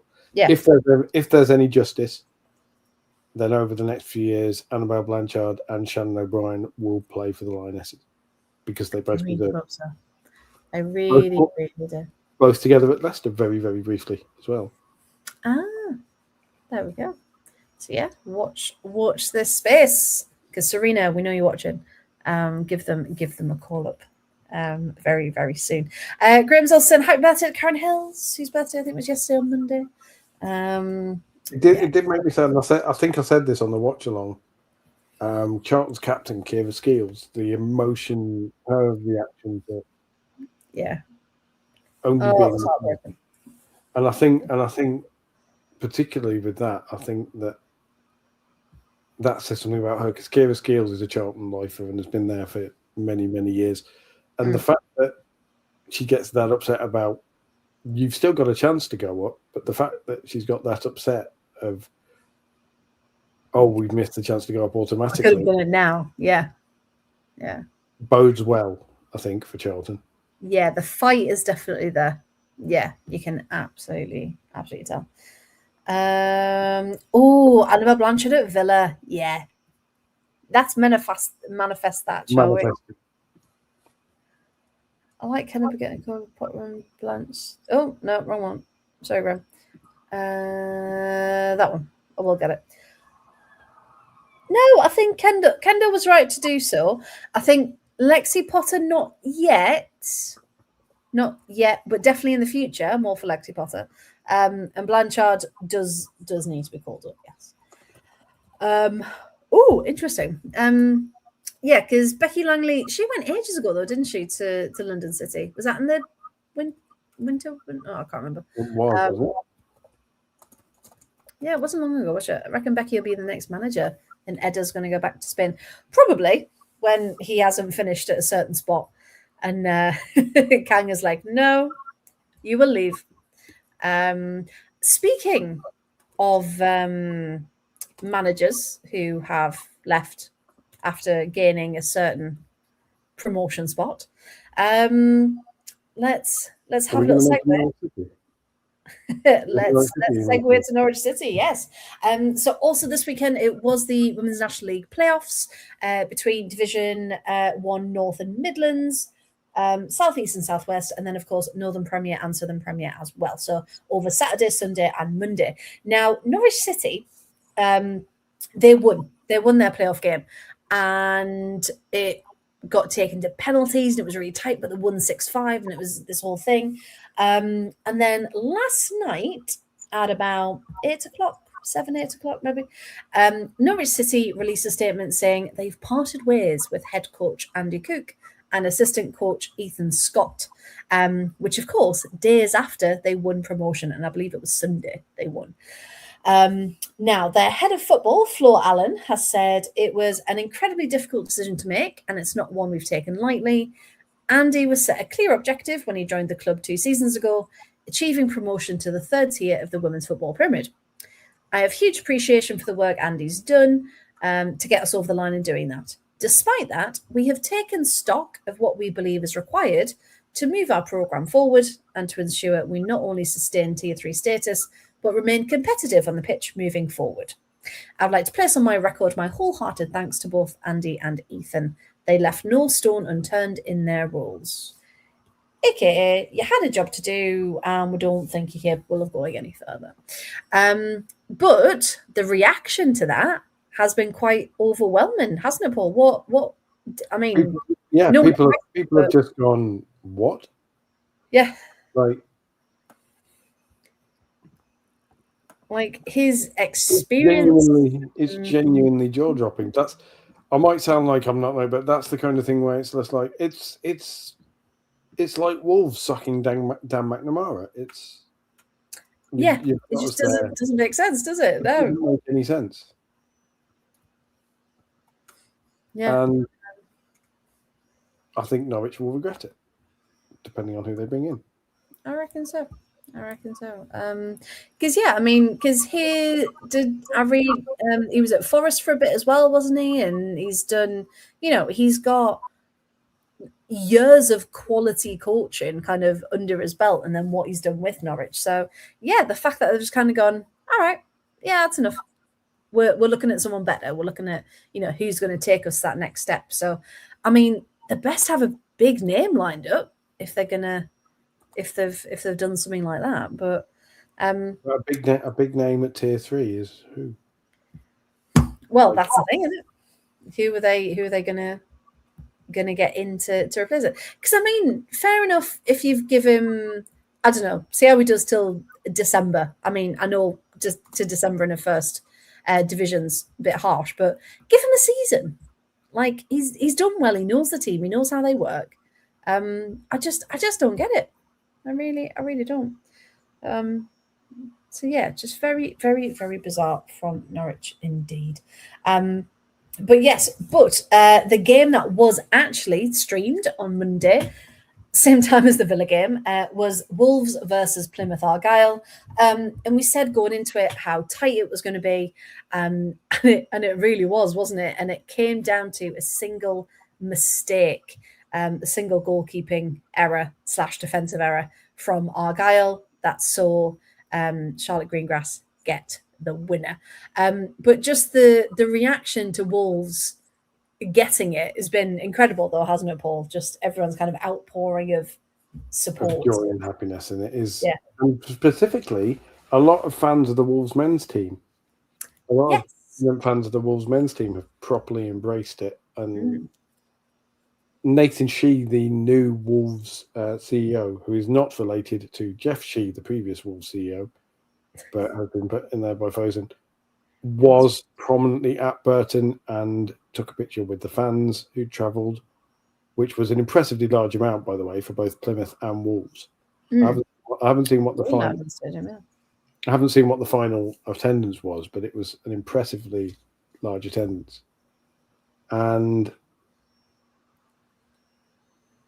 there's a lot of hope for Wolves now, I think.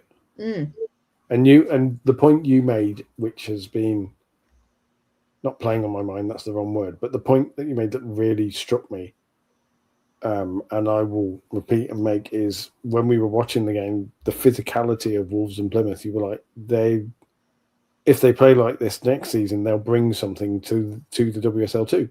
Yeah. Whichever team goes up, obviously it's Wolves. But if they play like that next season, with now a pretty decently strong fan base that they've built up, that have been on that journey with Wolves, with Wolves women, and, as well, with Wolves men relegated to the Championship and the competition of Premier League football perhaps not so high, there might be more opportunity to link up between the men and the women's team, as we've seen at like Ipswich, for example, as we've seen at some of the other places. And I think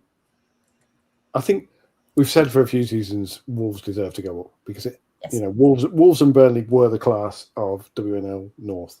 Very much. So, and the fact that they were in the same division was incredibly unlucky, because if Wolves had been slightly further south or considered slightly further south, they would easily have gone up. Yeah, I think so.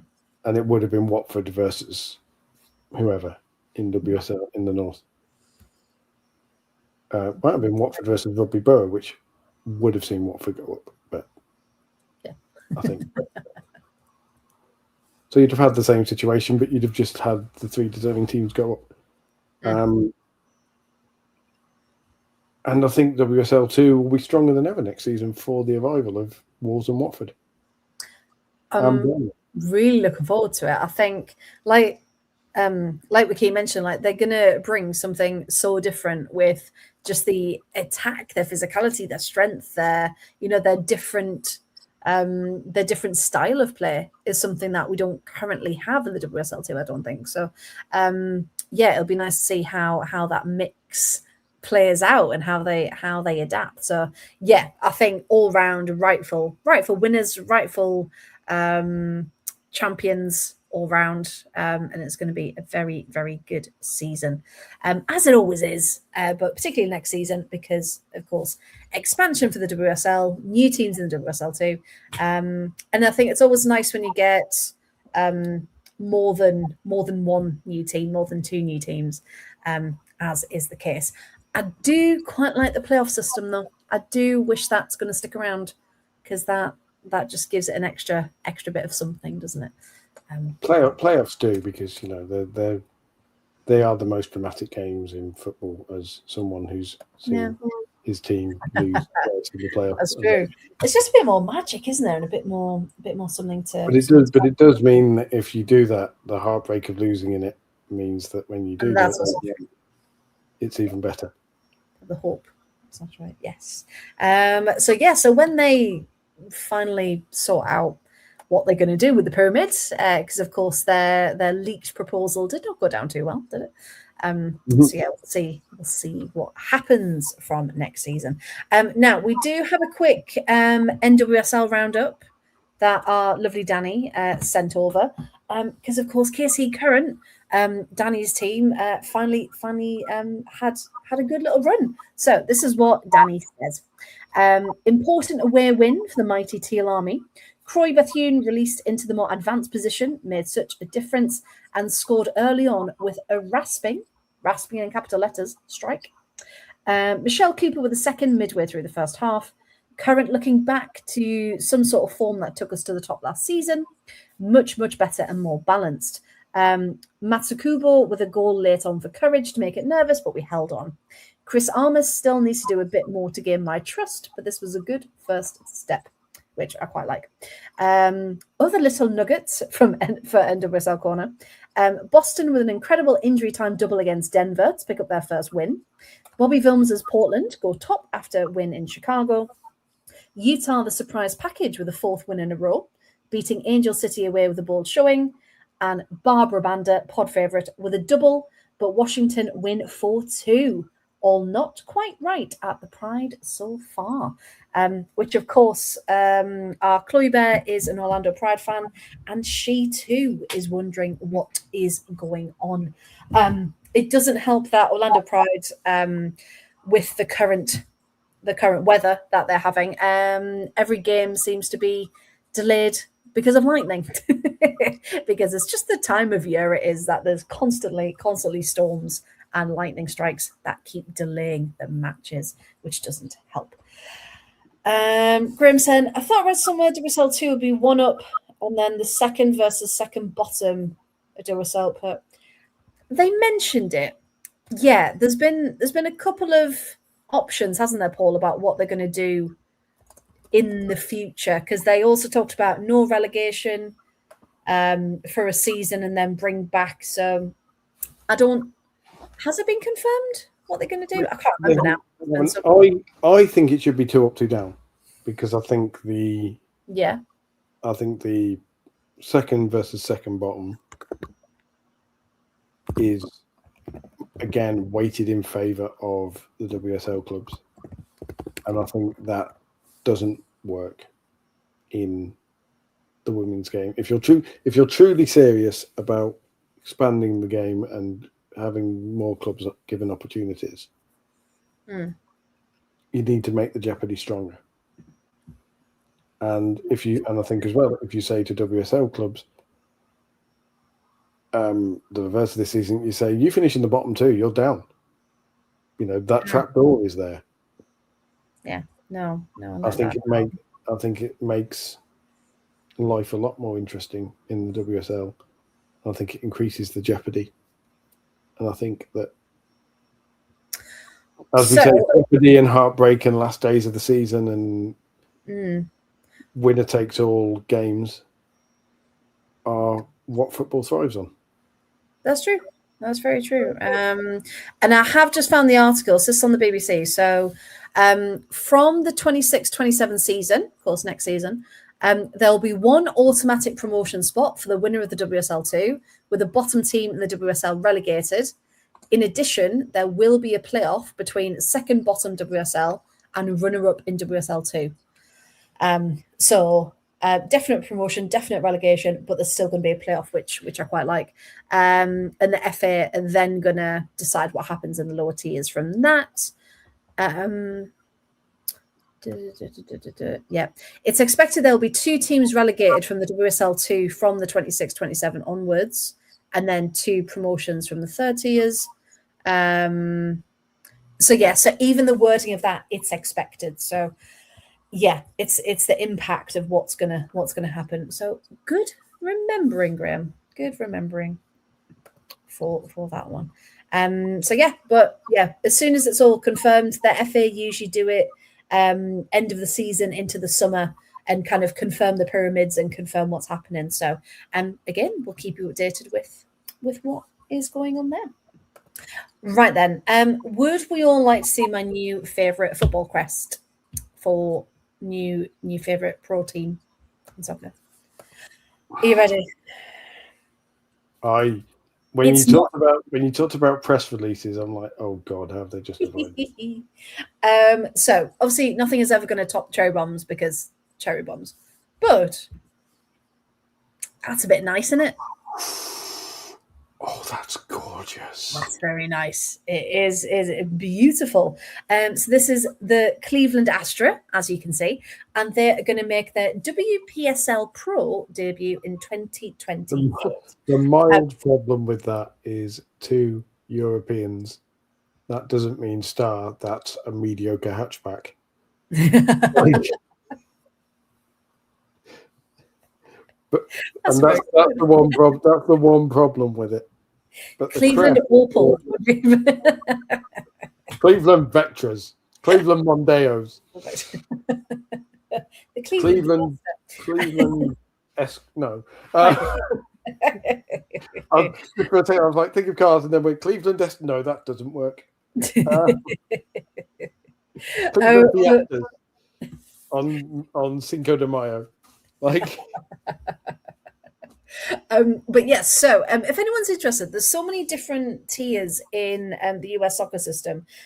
So the WPSL is the Women's Premier Soccer League, and the NWSL and the USL Pro, they're both classed as Division 1 divisions, so fully professional, and then you've got your Division 2 leagues, and then you've got your pre-professional, who talk to cherry bombs, of course, they're pre-professional, and then you've got a mix of amateur, and so there's a lot going on, because obviously America, huge country, so they've got lots of things happening. So if at some point we want to do a little special, I think that'd be quite nice, just kind of going through what it actually looks like in America, because it is so different to England.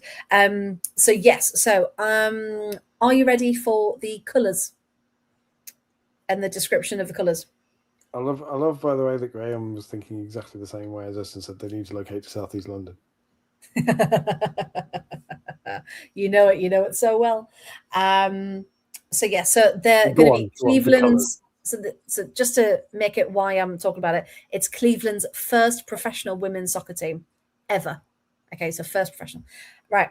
The club's colours draw from the region and the night sky, including violet inspired by nebulae, a deep navy reflecting Lake Erie at night, and architectural gold pulled from Cleveland landmarks like the Arcade, the Guardians of Traffic, and Terminal Tower. That's surprisingly non-wanky. I know, it's actual real reasons. I mean, the bit about Lake Erie at night, I'm like, surely every lake is. Surely so. But there's a bear on there as well, and a star. Can you think of what the link might be? Is oh god, is the bear a tribute to the Cleveland gay community? No, it's not. But I just wanted to get that joke in. Imagine if it was. that would be amazing. Right. Is it because, do you know what? I really hope it's because the famous kids' TV show Bear in the Big Blue House was filmed in Cleveland and they're saying it starts at the end or something. Unless, no. Or at least it's not in the press release.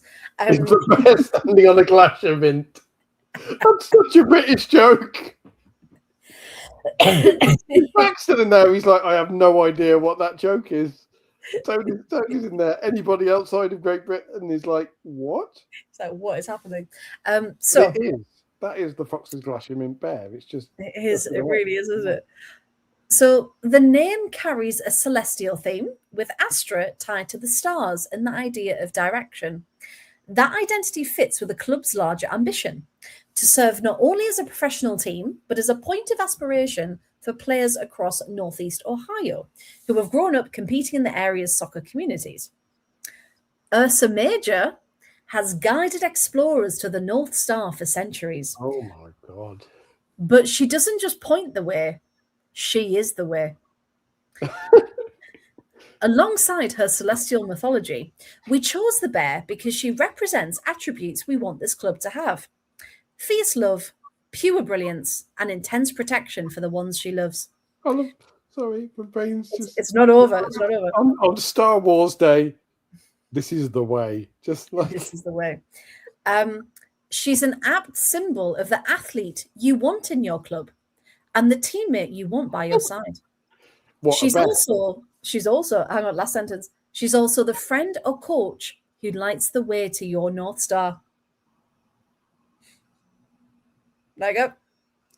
I mean, male football teams would probably feel a bit awkward if they had a bear as a teammate, or they might not, but or maybe an otter. They could have gone with a bear and an otter, and then maybe a twink, and just leaned into it. I'm just amused by the fact that the bear is deliberately to represent a constellation, which is also to represent another constellation because they're called Astra. Yeah. Which is wrong, which, by the way, I'm pretty sure you may know this as an archaeologist who's probably had more cause to study Latin and all that sort of stuff than I have because I only studied at school. But surely if they were doing it properly, stars would be plural, so it would be astrae. Well. Because Astra is singular. So what they've actually called themselves is the Cleveland Star, which sounds like a newspaper. Actually, because I have just had to double check this because I was on the same wavelength as you. Astrum is one. Astra is the plural.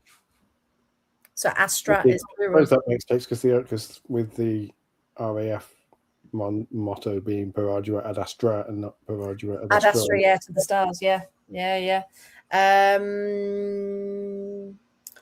Yes. I suppose and astral is of stars. So.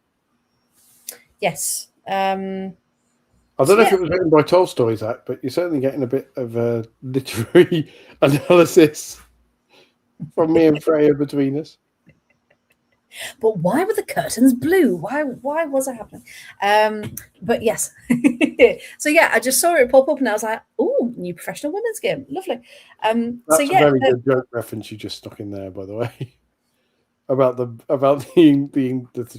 it's the one about the 3 students who walk about the story about finding out about their wife meeting another man or their husband having another girl, and the relationship counselor goes, "What could have led to this?" The psychologist goes, "How did you feel?" And the English graduate goes, "But why were the curtains blue? What did that represent?"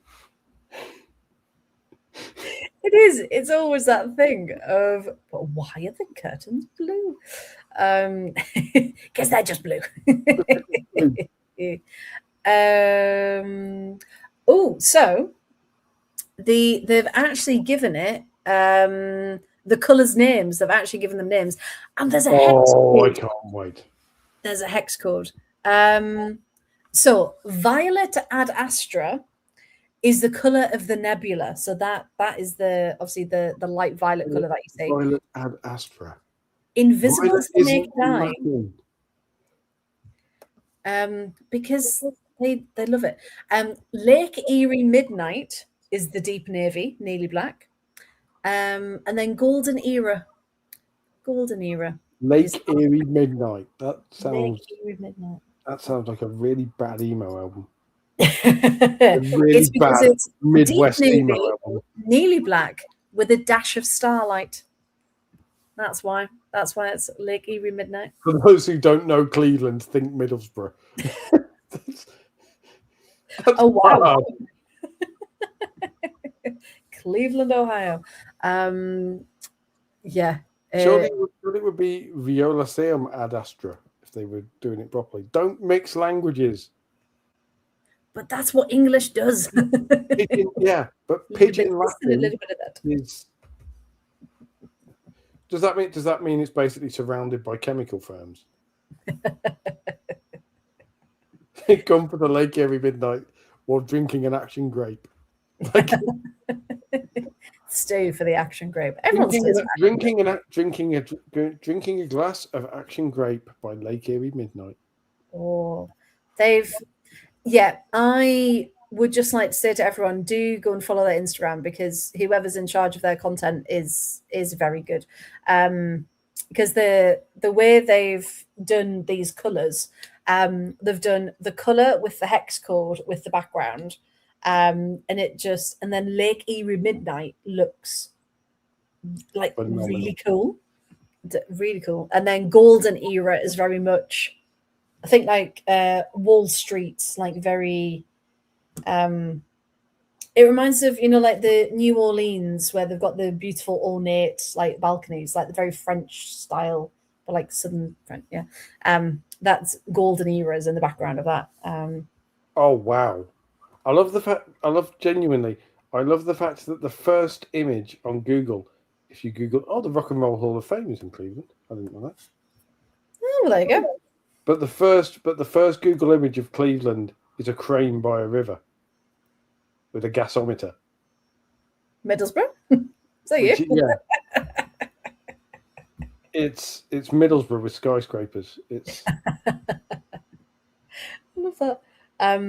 But yeah, so essentially, they've created the whole point of this, of course, was that created the first professional women's soccer team in northeastern Ohio, and they're gonna give it was worded really nicely. Just where did I put it?